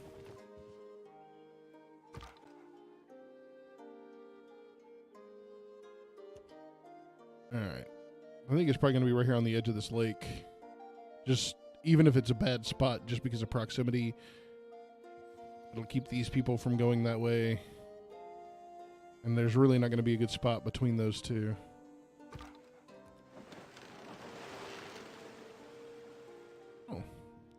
Oh, and there's the same group of people with the second city. What did you do to the Kraken? Why did you... Oh, I didn't. I discovered where they thought he was, and he wasn't actually there. The Netherlands sends you gifts of greeting. Wooden shoes, cheeses, and some delightful stroopwafel? The heck is stroopwafel? Your delegation is most welcome, though. Thank you. I still don't know what stroopwafel is. Look back over the past, with its changing empires that rose and fell, and you can foresee the future too. All right, we're going to look at our policies, see if we can change anything. Reduce the cost of purchasing a tile, not necessarily helpful. 50% production towards settlers might be good, especially 30% production towards builders. I'm going to go with 50% production towards settlers because we're fixing to start popping out settlers left and right. Trying to find better places to settle. Oh, that's a tornado. I hope it's not coming this way. Someone is lighting off fireworks?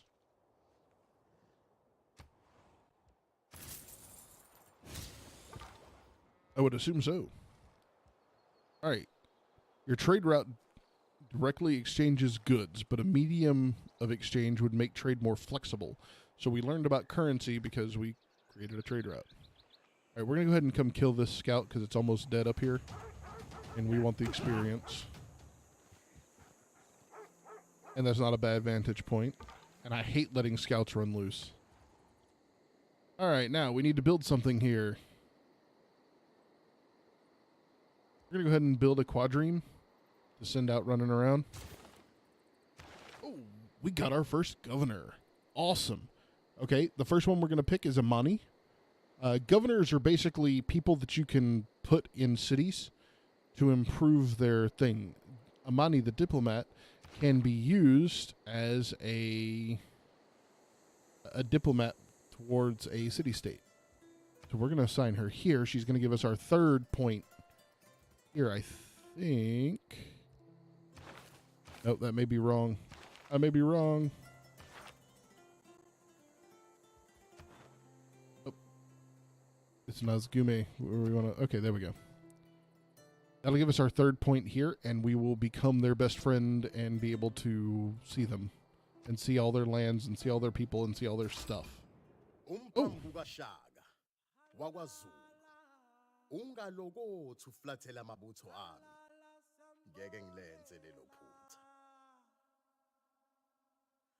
Shaka Zulu.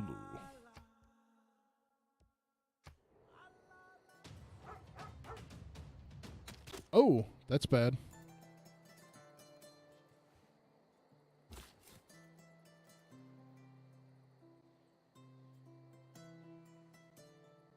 But we're going to do this strictly out of defensive measure. We really don't have much of a choice. Oh. Nope, we really didn't. All right. We're going to let you rest, and then we're going to send you running around. So we really don't have any kind of military at the moment. So we're going to get plucked at and picked on for a little bit. Our gold is stacking up nicely, though. We ought to be able to solve our own problem shortly.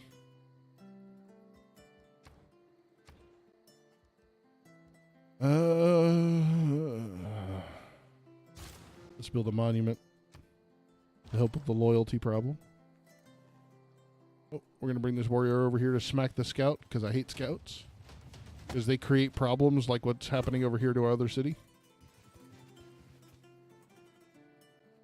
Basically, scouts go around looking for cities and looking for things like my scout that was running around. And go back to the barbarian towns and report. And if they do, it spawns out new units that come and harass you. Because, well, the game wants to be a little too realistic about that kind of stuff.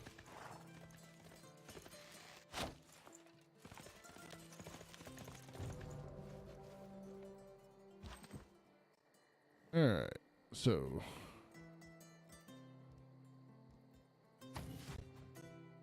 we're going to heal you here. Okay, so Zulu is there. This guy is here. What does it cost to build a slinger? 140 gold, but there can't be another unit here. No problem. We're going to fix that.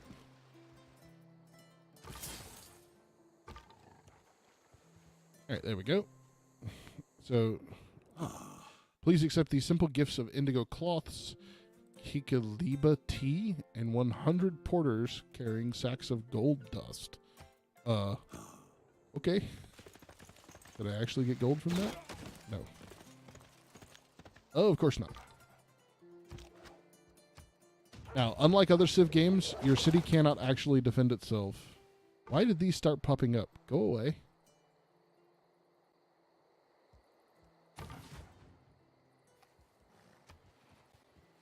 I need to fix those.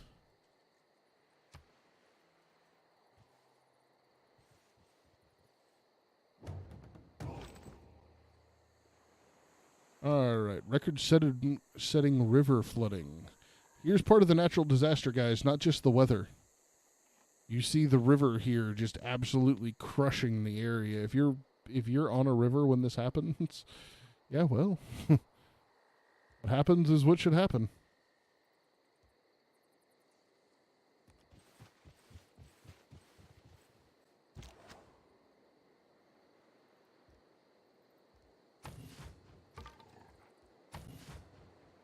Alright, somebody completed the Great Bath.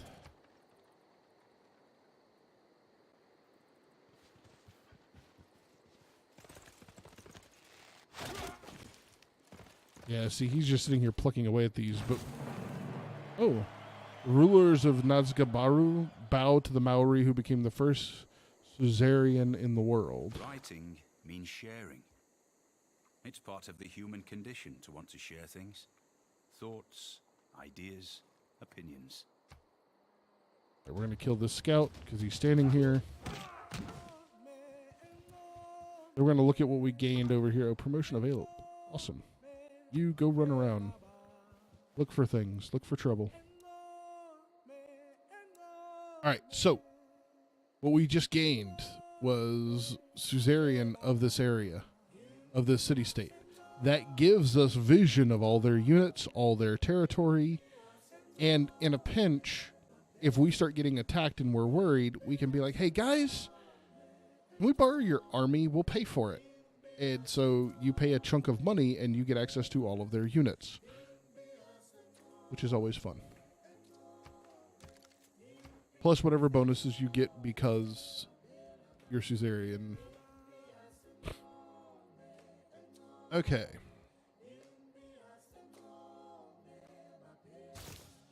We'll go ahead and do irrigation next because, well, we need it.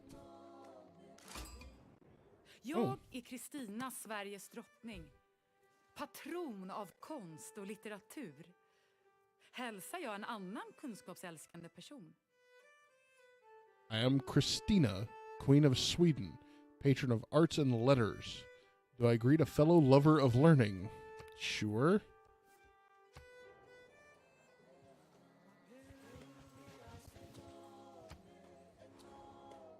Oh, there's Sweden.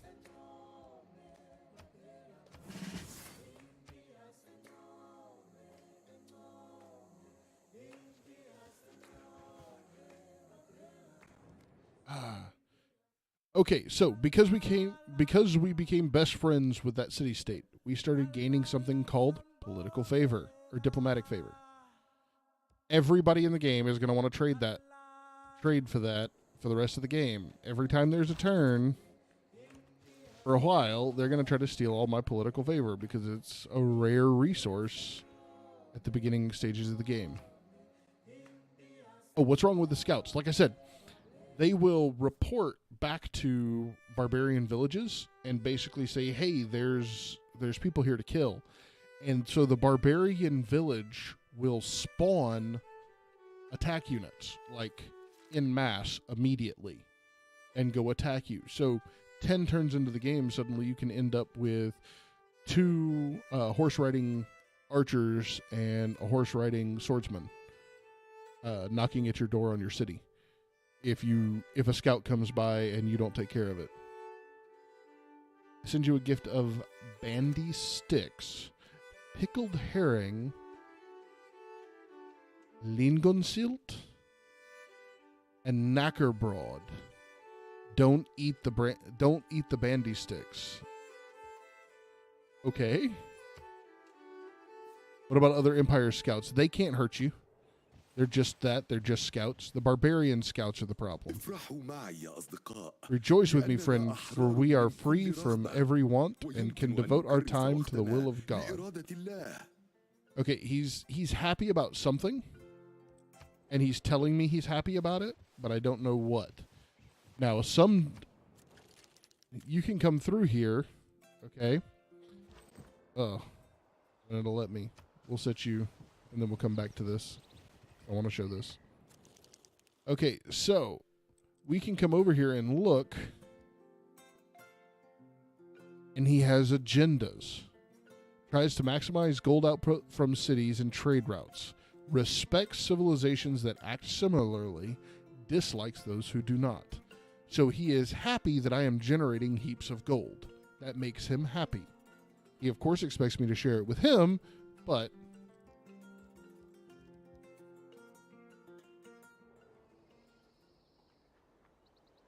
that's part of how the different civilizations decide whether they like you or hate you, is based on how much of their policies you follow. And some of their policies are like, all great people belong to me.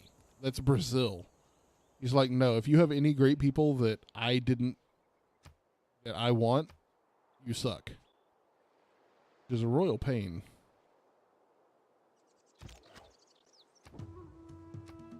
Oh my goodness.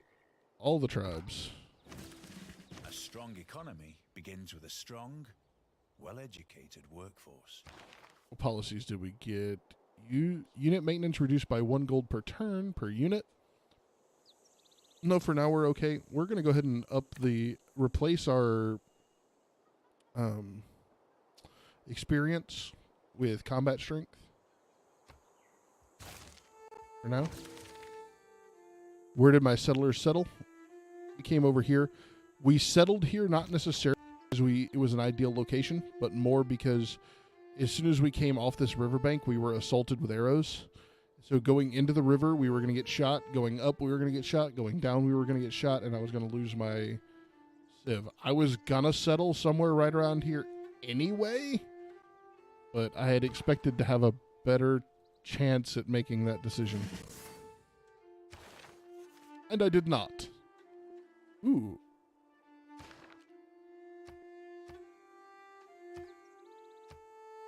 Alright, and we have another set of villagers here.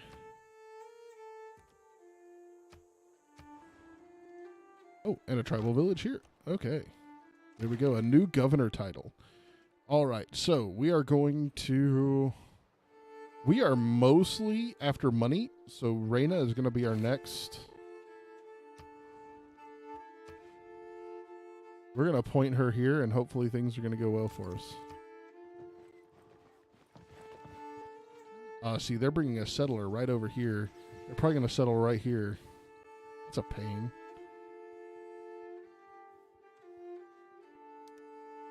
It's going to work out for me because I'm going to end up taking over their city accidentally. Quite accidentally. We're going to take this tile because I want this. I want to make sure we have access to that resource. We've got this one now. Alright, yeah. Anything else they take is on them. Oh, we got a scout for one of the one of the barbarian villages that we were going to, I sent ceremonial Iklua. They're named for the sound they make when pulled from wounds. Wow. Nice. Iklua, huh?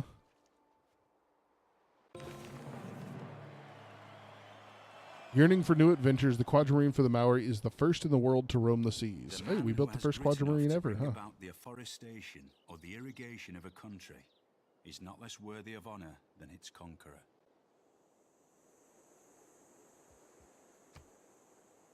All right, so we have a new scout that can go roaming around and looking for trouble. Very nice. Because we built the Quadrimarine, I think it was... No, it wasn't these guys. One of the civilizations wanted us to build that so that we could... Was it Cardiff? Yeah, it was.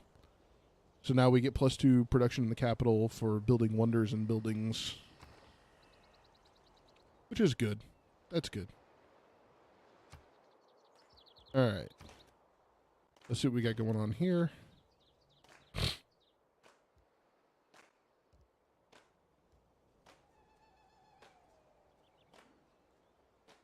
We really want to be able to build a port so that we can start moving in that direction. That seems to be what this civilization is all about. All right, so let's start pulling some settlers out here. All right. There we go. You go that way and find things. There was apparently a drought there, and welcome rainfall. All right. What's our next tech? Our next tech is going to be archery, because I need to be able to defend this place right here just a little better, and that ain't doing it for me. I mean, I can. It's definitely not my preference. Oh, that is a desert. Easily defensible, yes, but you lack resources. Everything you do requires food and production. And yes, you have cattle on the island. Oh, it's a good fallback if everything else gets taken over. Well, if that's the case, the game's essentially... You're going to have a hard time fighting back from that kind of deficit. That's just the way it is. I mean, you could settle like right here. 1, 2, 1, 2, 3. Yeah, you'd do okay resource-wise right here. This wouldn't be horrible. You'd get production from the cattle once you did that. You could mine right here. You could do this and do this, but you're going to lack any other resources. The size of your city is going to be incredibly small, which means its impact is also going to be small. How much food you have access to, how many resources you have access to, all make a massive difference on what you can get done. As it should.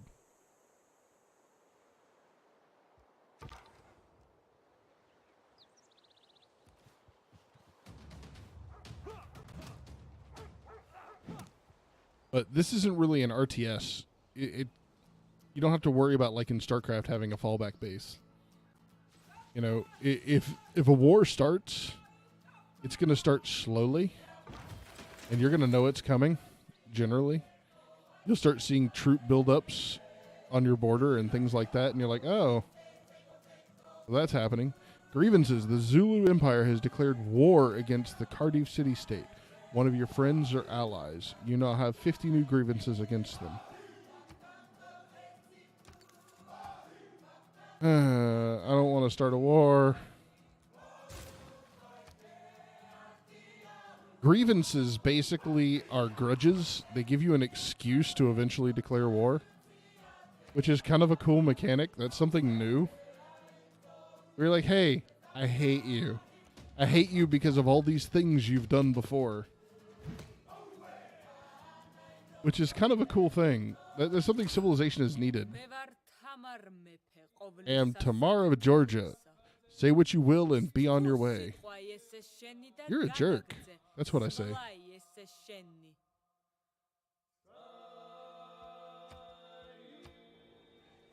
not going to start any beef with you because I don't have time for that nonsense. Alright. We're going to bring you over here to heal. Oh, violent storm. Significant blizzard has developed. Nice. Will you quit doing that? I want him to kill that scout. We met Georgia. All right. Oh. New city-state. Geneva. They want a trade route. That's going to be a big, long trade route. Oh, there we go. First major civilization to meet Bandar. Oh, and we get 4 gold per turn. Heck yeah. All day, every day. They want me to construct a campus.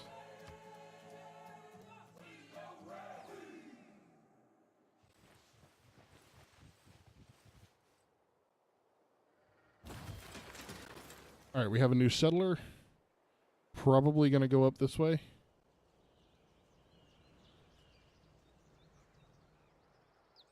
If there's anything good to settle over here. It looks like it may just all be desert, which will be super unfortunate.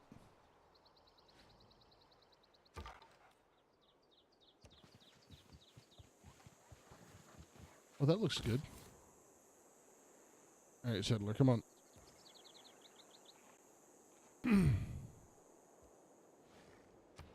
Okay.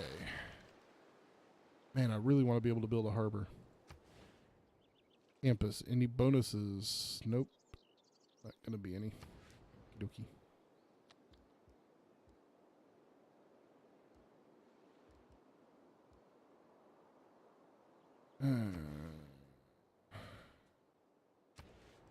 Let's see. Let's go with a builder. We've got this resource, this resource. We can both use enhancing.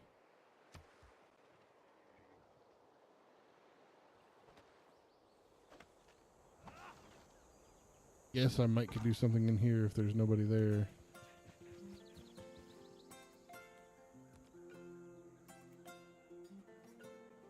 This might be really good, right? No, because that's too close to this city. Those are horses.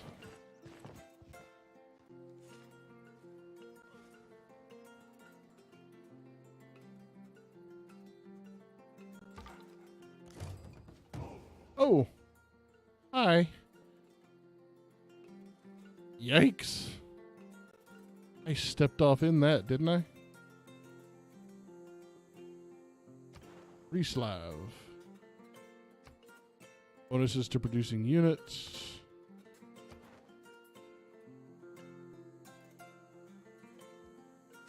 And loyalty if we have a campus. Cool. Hi.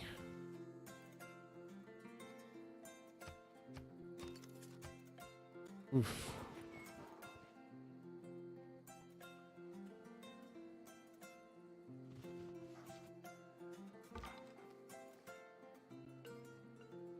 We may do is build right here. I think I like that idea.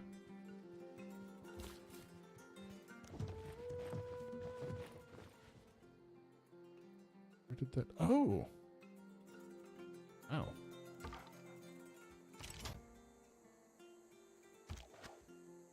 All right. So yeah, I think we're going to build right here. That'll give us access to this, to this, to this, and any sea resources that are here without being too close to this city. He says what I think I'm going to do. Every day I pray for your soul that you find the wisdom of the Lord. Okay, so she's... part of her thing is being a religious fanatic. So... for every turn I don't follow her religion, she's going to be pissy about it. Which, because I don't have my own religion, and I'm not necessarily peddling my own agenda, I don't think that's going to be too big of a deal. Though in doing that, I will annoy some other civilization who wants me to stand up for myself and push my own religion, even if it's on them. For every time you have a positive like that, you also find yourself with a negative. No, you literally can't go anywhere, can you? Well, that sucks. We got trapped in here. There's a volcano right here. That's going to suck. Okay. No, you cannot have diplomatic favor. Even if you want to give me gold for it. I don't need gold. That's like the one resource that I don't need. I have plenty. All right, now look. Oh. Our expression of political philosophy will define humans' future in the classical era. May the forces of evil become confused while your arrow is on its way to the target. Politics is the art of the possible, the attainable, the art of the next best. All right, so we got a new government that we get to choose. Right now we're at chiefdom. And with chiefdom, we get two policies. One military policy, one standard government policy. Here we get to choose which one of these we want to look at. Oligarchy. All land melee, anti-cavalry, and naval melee class units get +4 combat strength. Plus 20% more experience for your units. So this is kind of a combat society. We get a combat civic. We get military policy, economic policy, a diplomatic policy, and then a wild card. Classic Republic, we get no military policy. We get just the economic policies, diplomatic policies, and wild cards. All cities with a district receive +1 housing, +1 amenity. So for having like a library or having a school, your city prospers better. Okay, this is not a straight line. Bloop, bloop, bloop. So, autocracy. 2 military policies, an economic policy, and a wildcard policy. +1 to all yields for each government building and palace in a city. +1 to all what kinds of yields. +10% production towards world wonders. Democracy is non-negotiable. We're not playing Fallout. So my two favorites here are Classic Republic and Oligarchy. If you're going to do combat, Oligarchy is the only one that makes sense. So do y'all want to start warmongering and taking people over, or do we want to do this peacefully?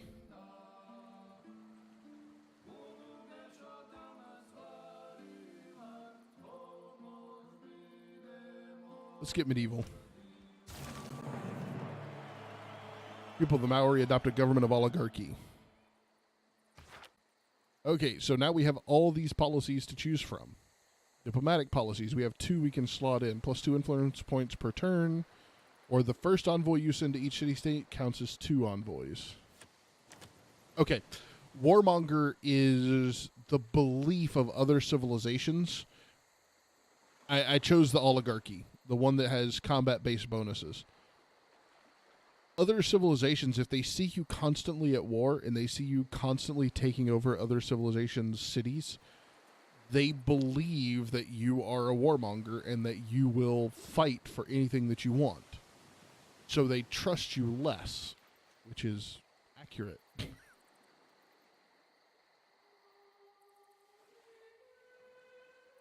Okay, what do we got here? We have a wild card policy that we need to fill up.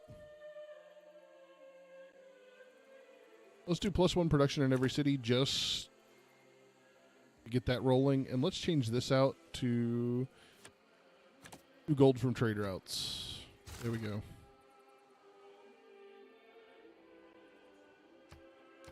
Oh, look at that. We just reached the golden age, and I think it's the last day of the era. Yes, it is. Okay, so we filled up our little meter here with all of our little achievements and all of our extra things. We got 25 out of 24 points that we needed. So we didn't hit a dark age. We hit a golden age. We didn't hit a dark age or a normal age. All right, so technology. We'll go ahead and research astrology because we've gotten far enough down that it's not going to take long. Mysticism. We'll just now start learning about religions because we really haven't cared up to this point. All right, we're going to build a builder because... Oh, no, we just built a builder because we're an idiot. We're gonna build an archer, because, yeah. Alright, we're gonna come over here and grab this jade, and then come back over here and grab this wheat. Dude, I can't do anything for you. Just stand there. You'll eventually get overrun by their borders. Or I'll go to war with them. Or I'll sign a treaty with them with open borders. Oh, the Zulu took over Cardiff, one of the city-states that we were working on. Yikes.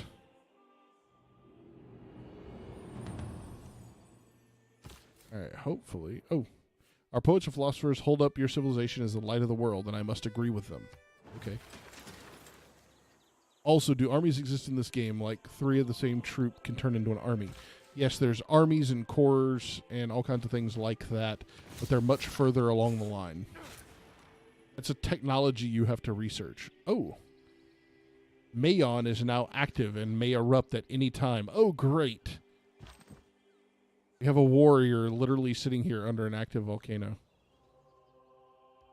What can possibly go wrong? All right. The world has entered the classical era. So the era has shifted. Our civilization. Okay. Golden Age for Sweden. Normal Age for Dutch. Normal Age for Georgia. Normal Age for Jadwiga and the Polish Empire. Normal Age for the Zulu. Normal Age for the Mali. And unknown for the one player I haven't met yet. So us and the Swedish Empire are the only ones in the Golden Age. What are the benefits of that? Each of your citizens exerts 1.5 loyalty pressure in their city. So our people love living where they are, and just for existing will be like, hey, you want to live here. So that city that's right next to our capital is going to get absolutely overwhelmed by, hey, we're awesome. This pressure also affects other cities within 9 tiles, but is 10% less effective per tile. It will be easier to maintain loyalty in your cities and challenge loyalty of nearby foreign cities. All right, so we get to make a dedication. Because you earned a Golden Age, you may make 1 dedication. These dedications are not going to be as strong as they are for the other civilizations. Eureka provides an additional 10% of technology costs, so instead of 40%, we get 50% of the technology research. Commercial hubs and harbor districts, gold adjacency bonus provides science as well. We are going to be aiming for harbors and hubs because we're already pushing our gold. So this is probably going to be the way we're going to go. Pen, brush, and voice Golden Age. Inspirations provide an extra 10% to civic costs. Each city receives +1 culture for each specialty district. We don't have any specialty districts yet, but we're working on it. +2 movement to all builders. May purchase civilian units with faith. Okay, well we're not really building any faith. We don't have a single building with faith in it. So that's useless to us. Movement of all missionaries and okay, so that's useless to us too. We'll go with free inquiry. All right. All right, dude. Chill until you blow up in a volcano. There's really nothing I can do about it. Well, there were barbarians there, but they ran away. Okay. We are going to upgrade this archer like this. We have 353 gold. Is there anything we can build? Yeah, I guess we can build a builder. All right, you come here and don't die. Whew, that was close. Okay, in 1 or 2 turns, we'll be able to build an archer right there, and that will be perfect. All right, so what do you need to build? Okay, there's campus bonuses here. Let's go ahead and build a campus. We'll build it right here. There we go. Build a monument here. All right. Ooh, we found a new city-state that nobody else has found yet. And we found a new barbarian camp that nobody else has found yet. Yay, us.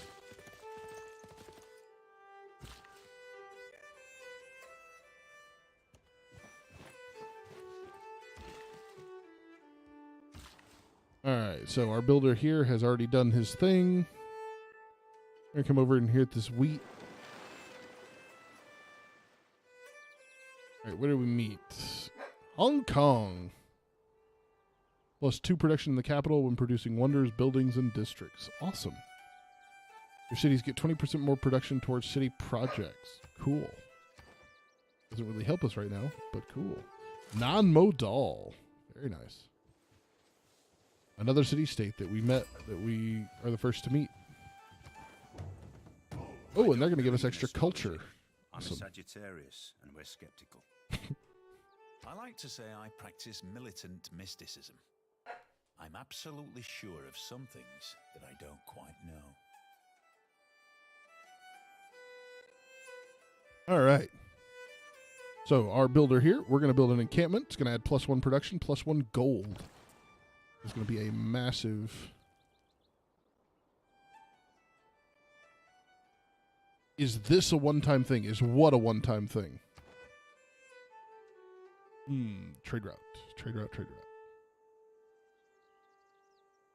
Indeed, that is not my intent.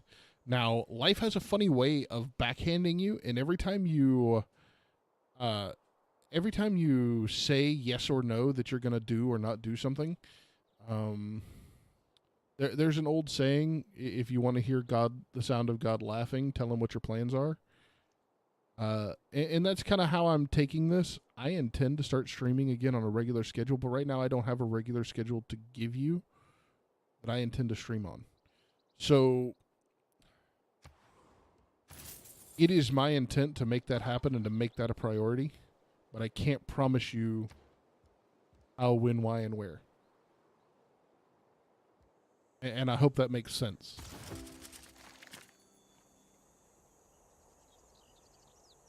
Oh, and I appreciate the question, honestly.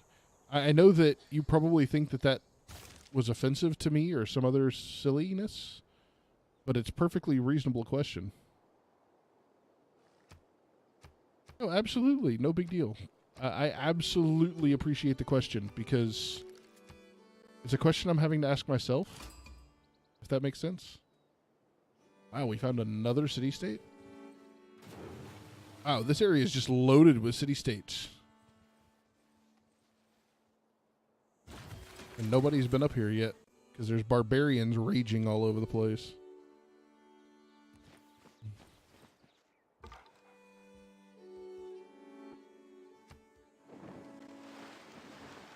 Alright. Camp you out right here. Choose our production. There we go. We're starting to actually get some things we can grab now. Wow, still nobody's built Stonehenge. Usually in my games, it's one of the first things built. But I guess we have nobody focusing on world wonders.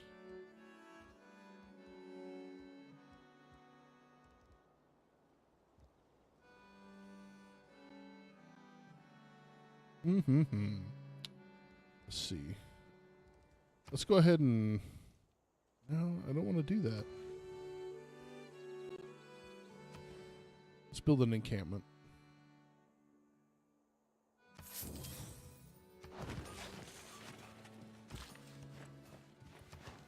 Alright, so we got a free envoy to send to any city-state we want to. I think we're going to send it to Geneva, just to get the +2 science bonus here. That's the smarter tactical move.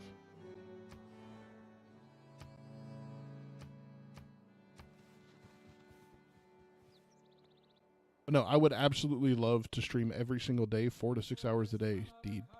Like, legitimately, that would make me happy. But, and I need to go ahead and say this, just so it's said and it's out loud. My life and the way I order it has priorities. I am a husband first. I am a father second. I am a network administrator third. And I am a streamer fourth. And then I'm also lots of other things. I'm a teacher to a lot of people. I am a friend and a confidant, and all of those things come 5th, 6th, 7th, and further behind. I will never let 1 or 2 or 3 degrade for the sake of 4. But I'm hoping that 1, 2, and 3 have taken care of themselves enough to this point that 4 gets some time in the light. Well, but it's more than just family first. And how to say this? A lot of my family is self-sufficient, including my wife and kids. But they haven't been recently. Last week, I intended to start streaming again last week. But my youngest child, the child that we've named on the stream, Freckles, she was literally sick all week. She had laryngitis, she had a bronchial infection, and she had the flu all at once. She was high fever, stupid, crazy sick from Sunday night to Saturday night, which kind of messes with, wanting to stream. So, anyway.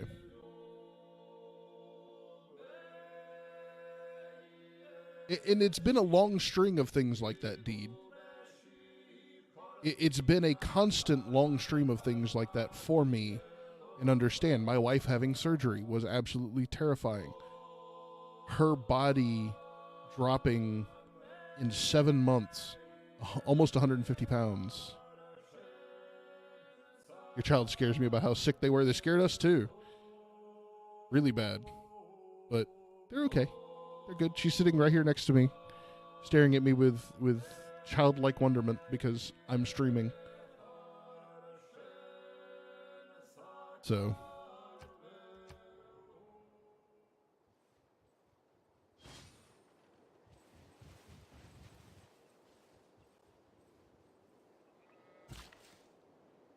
Okay, we've got you here.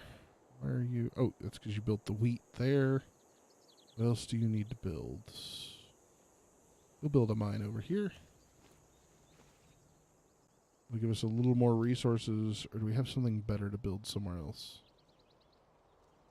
See, this makes me a little nervous that they might be attacking soon, but with an archer right here, they're not going to be able to do much. But they're going to have to make a decision. The little tag keeps getting smaller and smaller. This, currently, you used to want to grow up faster. That's everybody. That's everybody, man.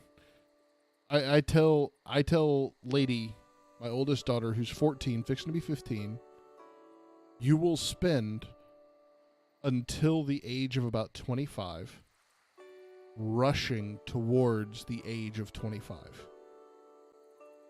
Then you'll roll to 26 and you'll be like, huh? And then you'll get to about 30 and you'll wish you could go back. And that just is that way for everybody. Okay. At least most people. So here we see diplomatic, how well we can tell what's going on in the city, which is not very well. How much the people in the city like the city that they're in. And then what their religious status is. If we hover over this city currently belongs to Poland, but in 24 turns there will be rebellion. I don't want to be an adult. Dude, I don't want to be an adult, and I am an adult. At least that's what they tell me.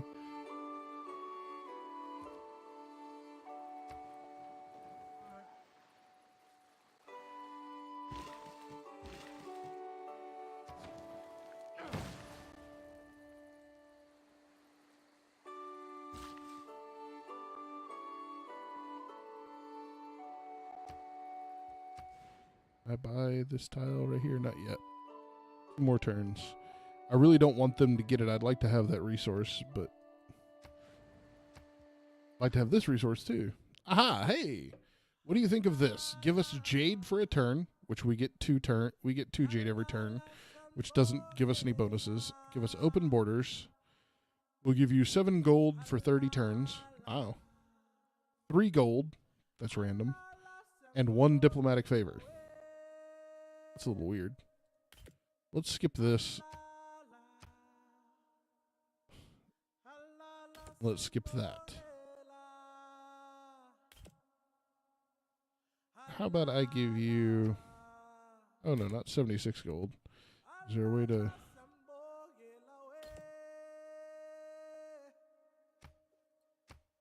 There's gonna be... Oh, there we go. Let me get 10.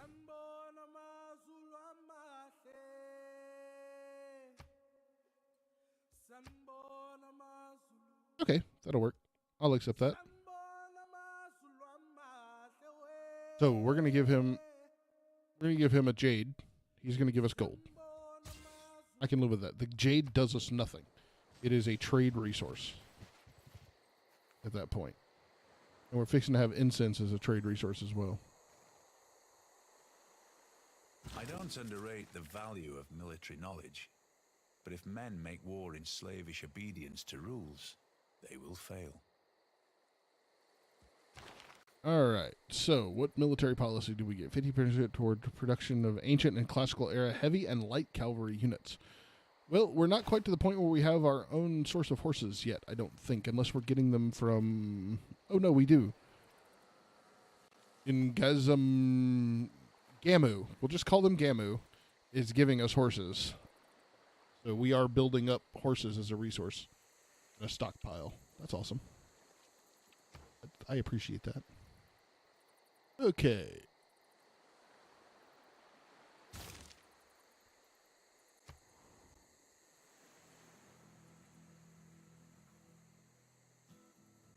We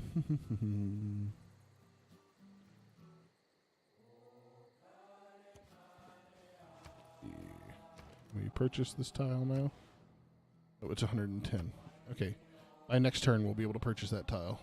Hopefully they don't gain it before then. Die handel weigert. Denkt vaak dat hij maar van ons kan pakken wat hij wil. Hij heeft het flink mis. I feel like she's hit somebody with that umbrella before. Those who refuse trade often think they can take what they want from us. They are sorely mistaken. Ooh. No, you cannot have all my diplomatic favor. I don't care what you want it for. 68 gold and 9 gold per turn. I mean, I like the terms, except for the thing that you want my diplomatic favor. Your cities are so close, your troops are so strong, you're making me nervous. We don't have strong troops. I've got like 2 archers. Where is our city? Where do we have a city near you? That's Jadwiga's. Who's crazy? Okay, so we need to buy this plot of land here. So we don't lose focus. There we go. And then where is our builder? It was headed this way. You go there. All right. Now we're good to go.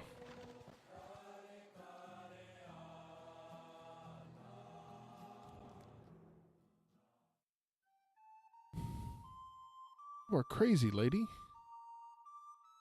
You want 20 of my horses, you want all 30 of my diplomatic favor, and you want to give me 300 gold? Nope.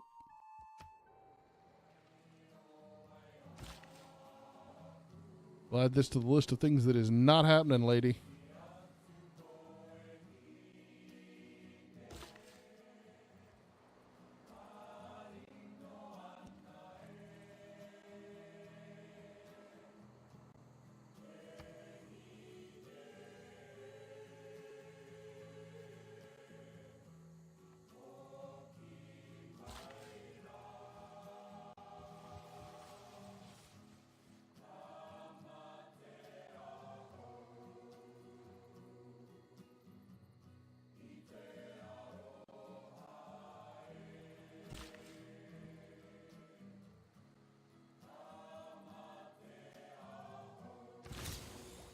All right. Oh, we got a new envoy to send somewhere. All right, we need to start currying favor with one of these. Well, I like this. Tasu. Provides you with 2 of each strategic resource per turn that you have revealed but have not improved for yourself. So if I can see the resource and I don't have it, they're going to give me some. Yep, we're going to make this city-state happy. We need to trigger the Eureka for mathematics.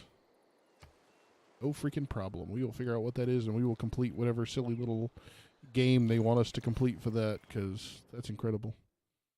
I hear that there's barbarians run amok so close to your hope. What? I guess these?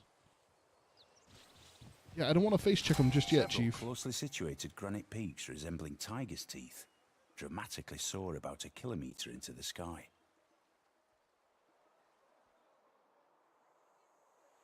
Torres del Paine. Oh, we met another city-state. Yerevan, plus faith.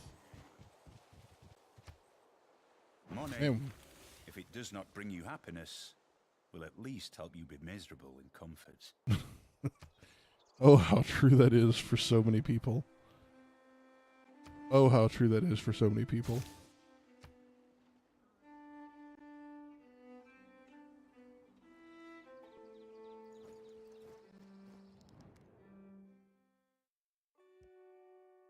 Nope, sorry. You can't have my horses. I don't even want them right now, but I don't want you to have them either.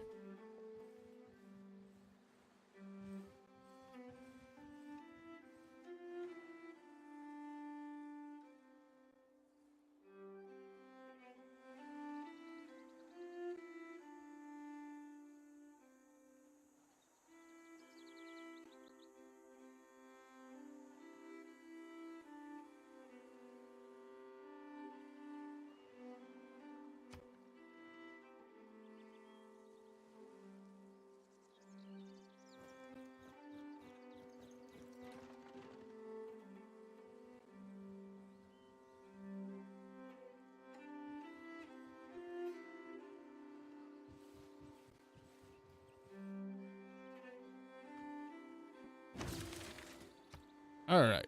So, guys, I think for my own sake, I'm going to go ahead and save all this. I'm going to shut this down. I think I'm going to switch over for the last little bit here. I think I'm going to play like some League or something of that type to just kind of chill me out for the end of the day. If y'all give me just a second to get that set up.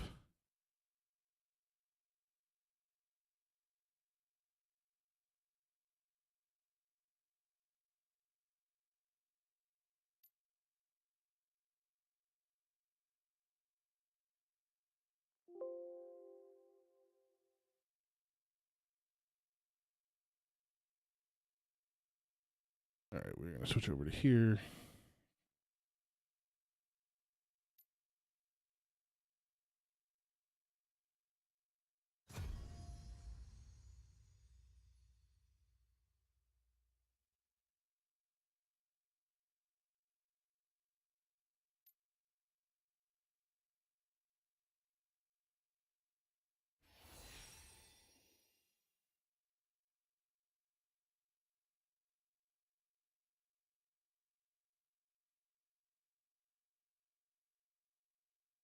All right, there we go. We updated that. I'm just going to sit here and poke around and have a good time. Altered glitch. Hey, you're live.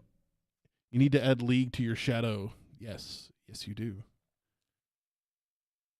Weren't you having... don't I remember you having ping issues with your shadow, though? I'm not sure I would recommend if that's the case.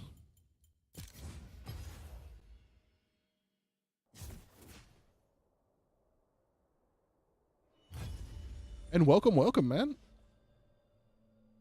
For those of you in my audience that are still here and still awake from the Civ 6 play, Altered Glitch is one of the community members I met through the Shadow organization. That sounds bad. Through the Shadow Tech Discord channel. I had 22, 25. Lately been getting around 19. Yeah, that's not horrible. It's just when you have that and then you add another 22 to 30 for the game itself, I feel like that's too much. I get sub 10 so it doesn't seem to bother me too much. Oh, I can do this. Let's see if they'll let us be a jerk. One of my favorite jerk builds. Oh, your ghost came in today. You'll have to let me know. I've been curious about that. So, for everybody else, I run a Shadow. Shadow is one of those things where, how to say this better?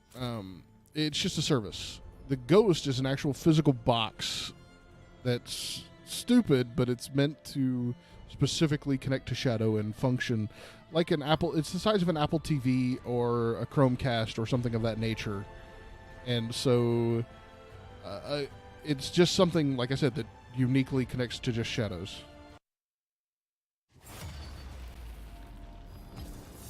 You got Kill Leader on Apex yesterday. Yes, I've had lots of good luck. Prove worthy. Oh no, we're not playing Kayn.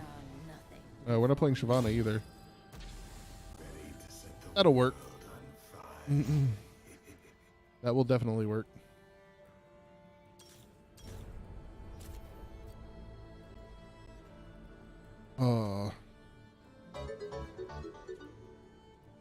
Dude, Altered Glitch, thank you very much for the sub, dude. I greatly appreciate it.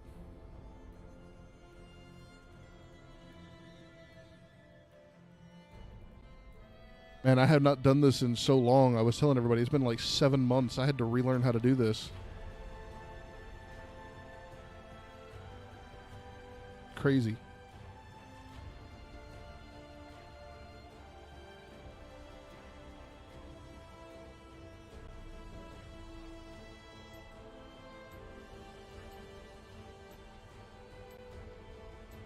All right, so we get to be the most annoying mage in the world. Now, we are going to have a problem, strategically speaking. All of our characters that I can see from here, except for one, are magic damage based, which, depending on how much beef they have on their team. Okay, this is a mage, this is a mage, this is their team. Mage, mage, tank, tank, can be tank, but probably damage. So physical damage, physical damage, magic, magic. So they have a good split mix of who's going to do damage, but magic is going to be most of it. We are physical damage, magic, magic, magic, and more magic. Anyway, man, I got to help the kids in bed. I'll talk to you later. Absolutely, Altered Glitch. And let me know how the ghost goes.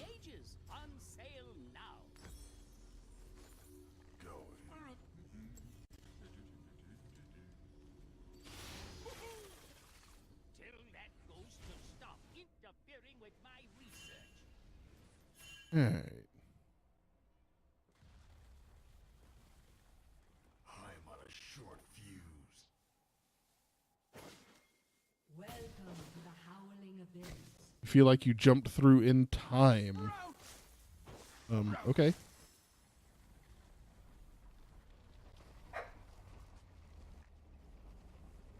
Oof. No, we don't need to all be grouped up right there where she can just nuke us all.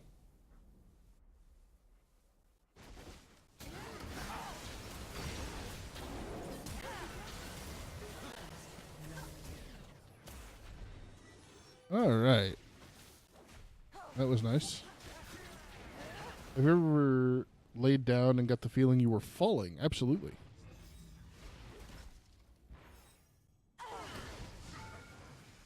Ouch.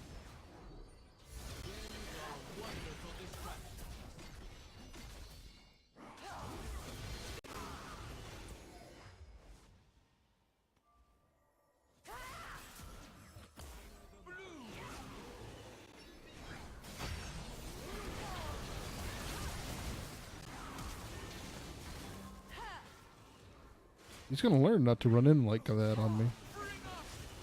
Or I'm just going to kill him over and over again.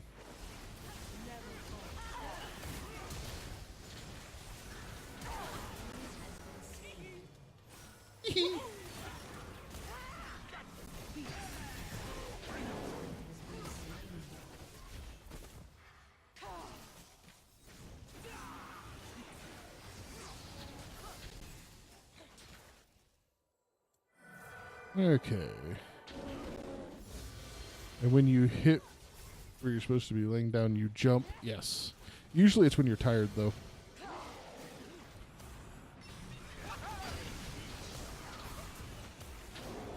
Oh, I missed my cue.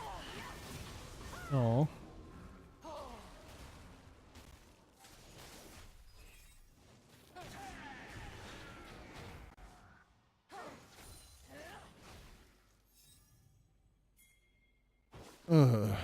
This match actually favors us significantly, so.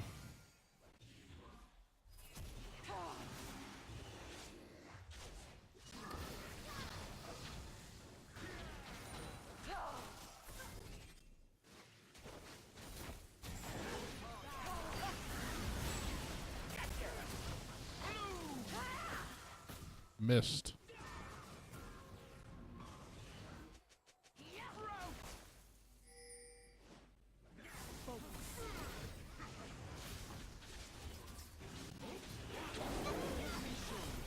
I'm dead. No amount of spamming flash would have saved me. I moved forward and Volibear ate me. Of course, he deserved the revenge at this point. I think I've caused him enough issues. Alright, we're going to wait 10 gold. Racks up pretty quick. Alright, there we go.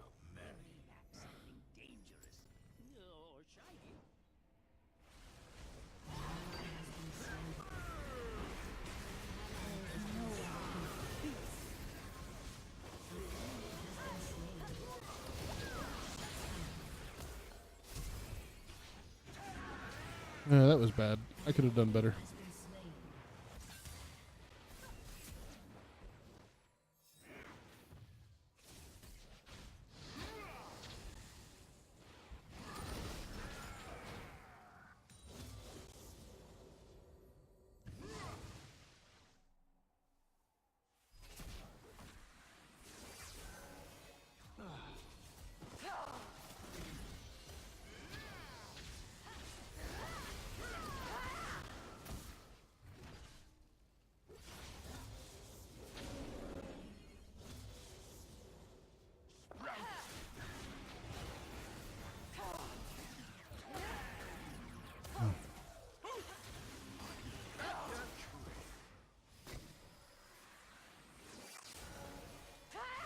Okay.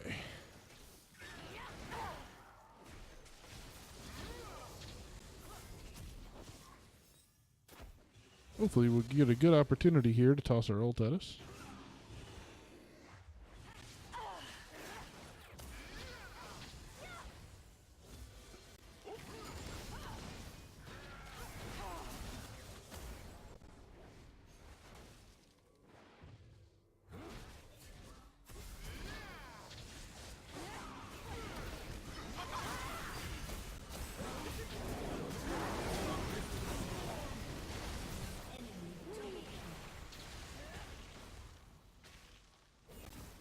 It didn't work out how I wanted.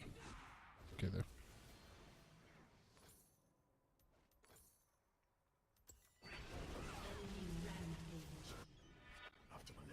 I'm getting a little more stuttering than I expected. Last time I did this. Interesting. It's not much. It's barely noticeable.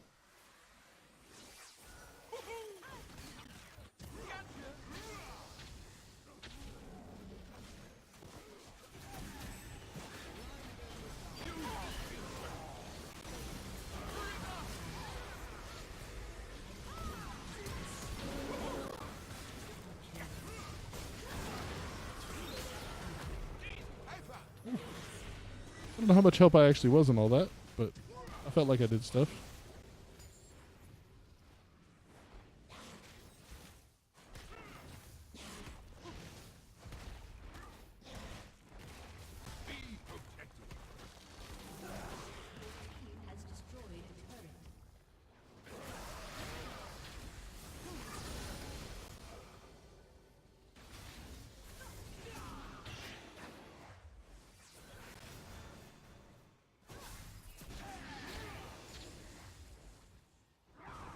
Whew. All right.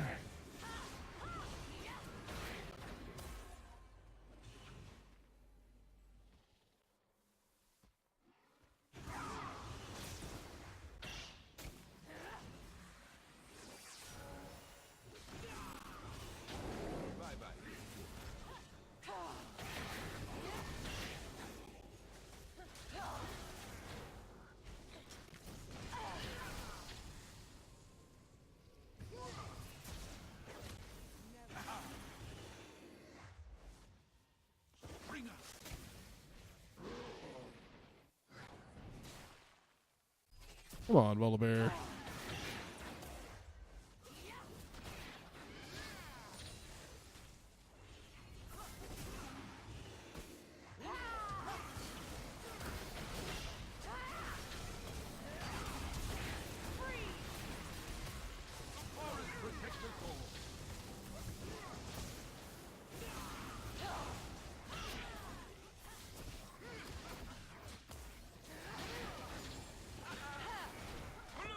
That was bad. I wasted every single ability in the wrong possible way. Not that there's right ways to waste abilities, mind you.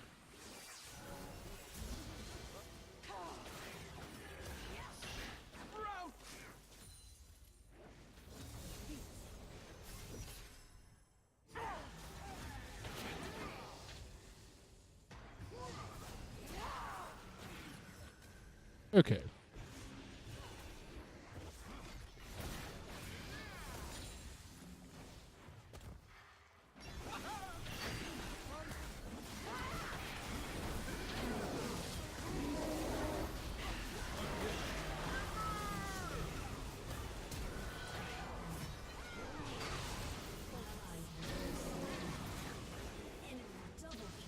Ah. We suck again. Wait.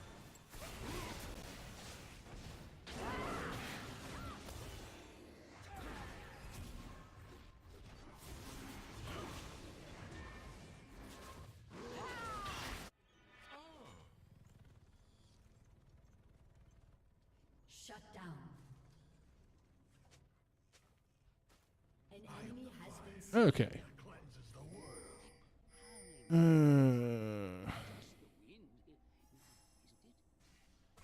Oh, and I need to remember when he gets back, he or she, I don't actually even know.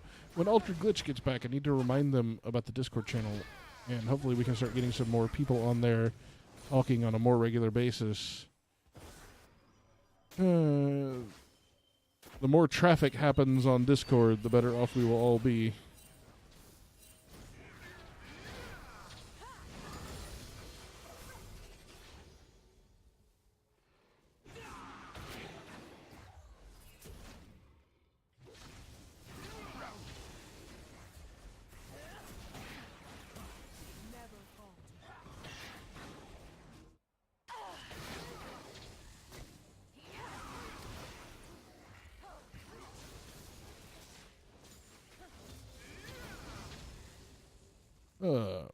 And normally I would be way more talkative. Anybody who's watched me knows I'm just brain fried right now, guys. I could blame not streaming for a while. I could blame, whatever I wanted to blame, but facts are facts. I'm just not my normal cheerful self.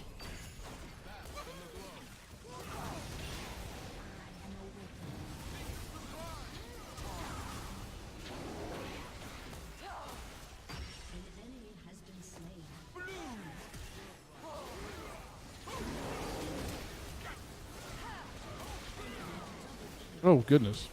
And Volibear just ate us. All of us.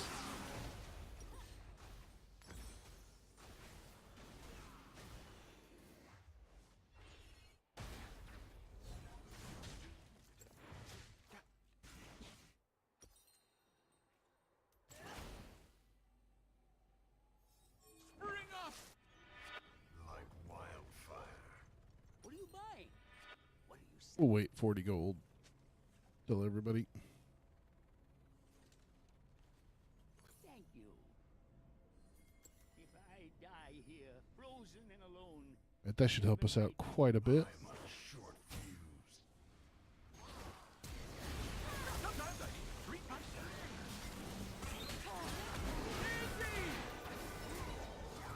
I missed where I got silenced.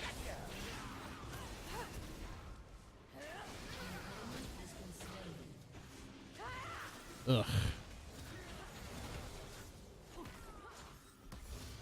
I need to be paying a little more attention. I'm walking into stupid things. Taking lots of damage for no apparent reason.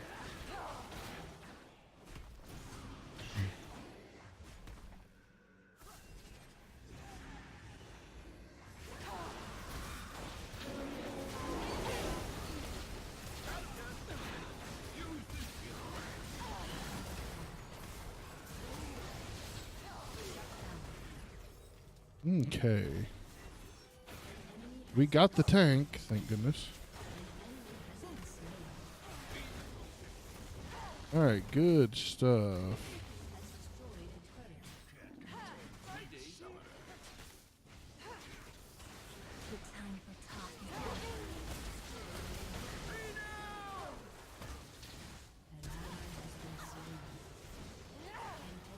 Well, we screwed up the flash, and we lived anyway.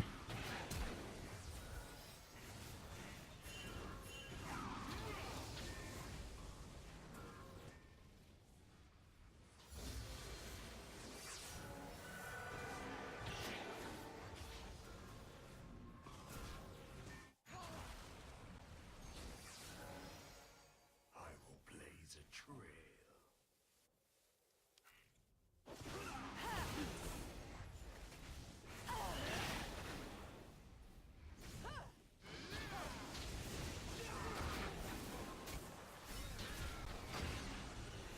I hope I live through that. Woo.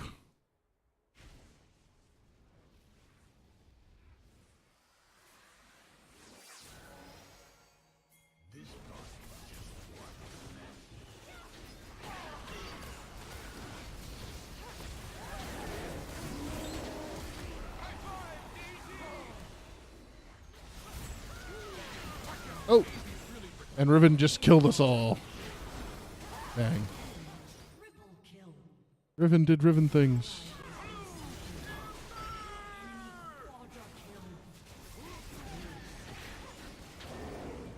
Your turret has been destroyed.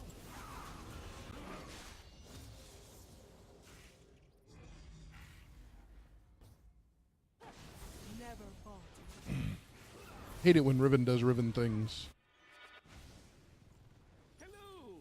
Your turret has been destroyed. Alright, we're waiting just a little bit. Go ahead and finish off the gold for this. Has been destroyed.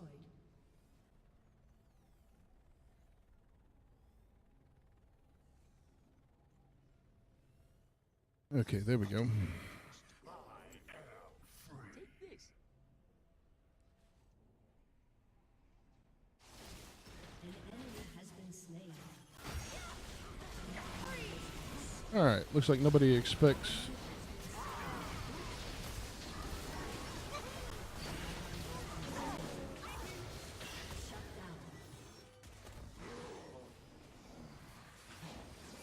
Yep, keep running, buddy.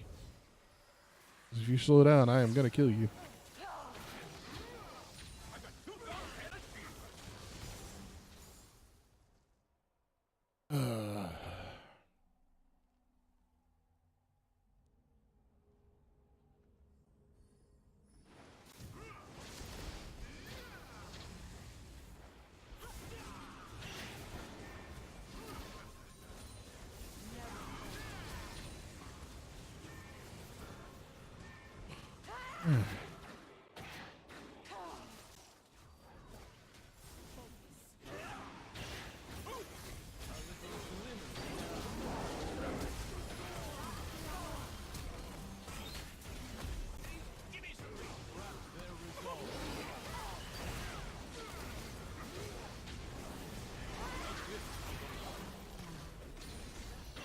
Man, that did not go how I intended. Well, I know I did plenty of damage there because the damage numbers are still ticking from what I did. Oh, frustrating. Not quite fast enough.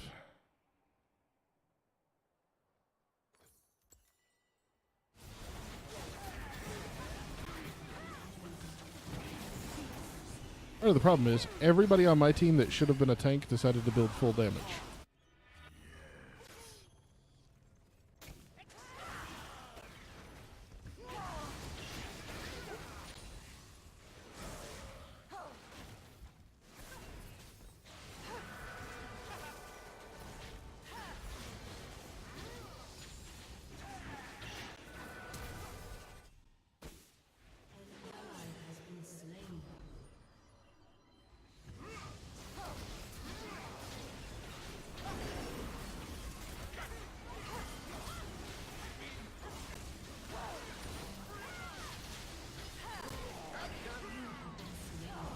Ugh. I don't know if I got nope. Bear got healed. How did Tark still on the field? Yes. Okay, that's what happened. Like that should have killed him. How did he die? Or how did he not die?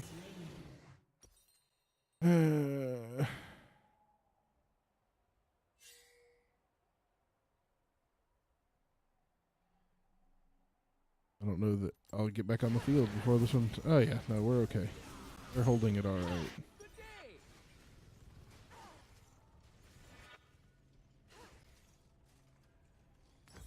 am the fire that cleanses the world.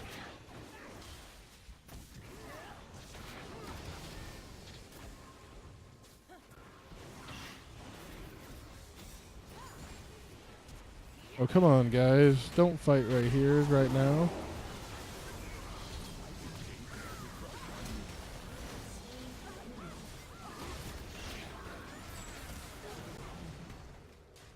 Okay. There we go. We got a good fight off that we needed desperately. Now if we can just keep track of this Riven and keep her from ambushing all of us.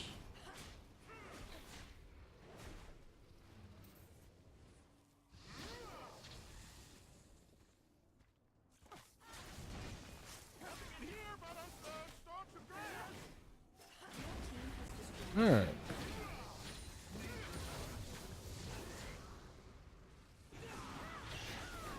Ooh.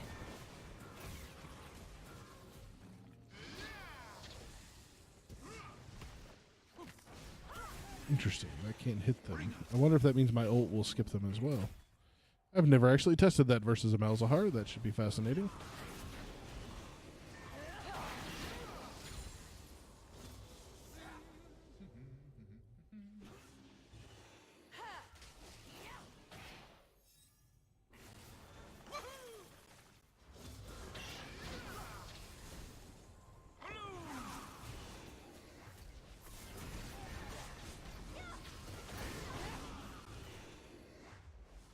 Boo.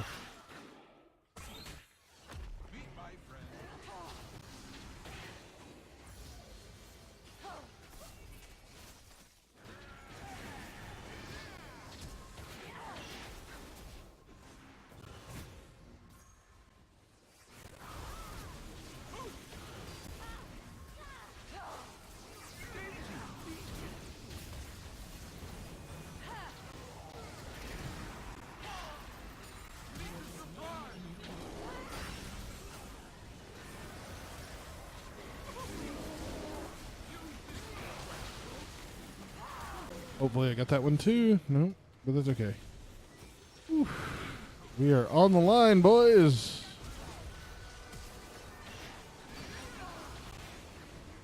There's the line between winning and losing. We are straddling it going. Ye freaking ha. Ugh. Get that Malzahar. All right. We might can actually close this one out now.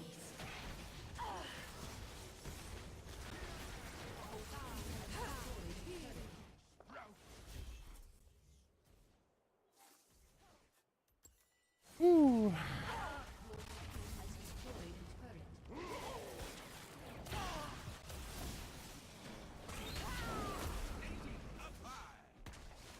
Oh, he's completely out of mana. Why don't y'all just, why don't y'all just end the game? Like wildfire. Cannot possibly kill you that fast. Do they still talk about me back at the academy? If you focus on killing the... Oh my god. That should not have happened.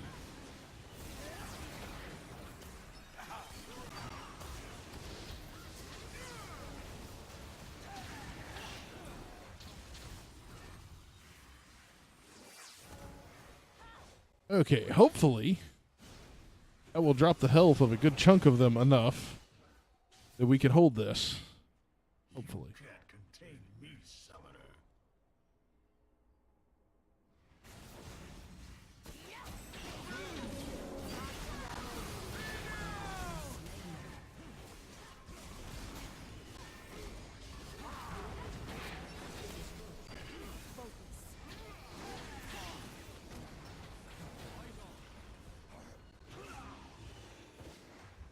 I'm going to be really careful.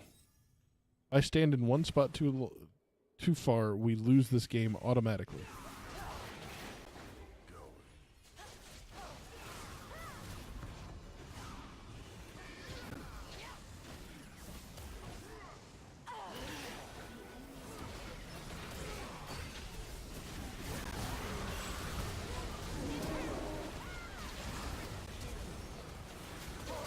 Die. She stole my Penta. Oh well.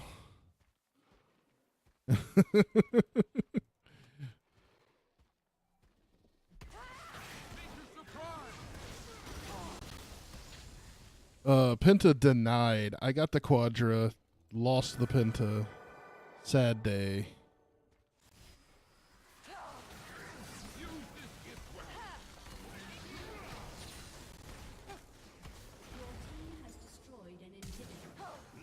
And literally, they just kind of walked into a worst case scenario for how to fight me.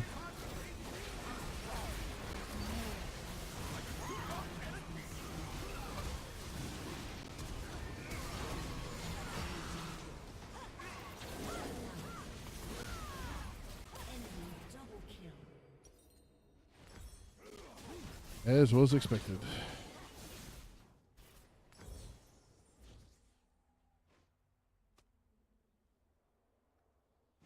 Alright.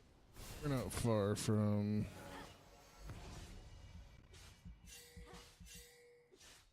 We should have ended this game a long time ago. Please end it.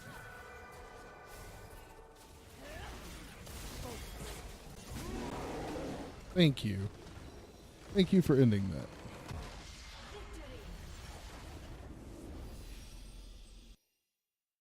Man, that was a much longer game than I expected it to be. Holy.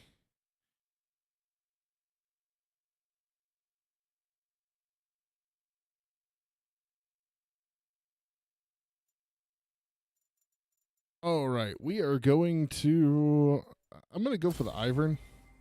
Just because he played the supportive character when he didn't need to. Oh, yay, account level up. Hasn't meant anything in forever. But yay. All right. We did horrible. How was our damage? We did amazing. Okay, good. All right, guys. That is going to do it for me for now. I'm going to go ahead and shut down the stream. Most people have bailed out as it is anyway, so it's not that big of a deal. I've got to get a kid to bed. I've still got to make sure that my wife gets home safely and all of those other fun things. Thank y'all so much for showing back up. I absolutely promise you that this will not be the last you hear from me. There will be more streams and even coming up soon. I just can't promise when, okay? Thank you guys very, very much for coming out. As always, please come jump in the Discord, hang out with me. I'm going to be playing more games once I get my daughter to bed and do a couple of things around the house real quick to help me stay awake. If anybody wants to come and play some League, play some Apex, talk about Civ, talk about 7 Days to Die, talk about anything, I will be there and I will be more than happy to talk to you guys. So as always, thank y'all very much. Y'all have a fantastic night.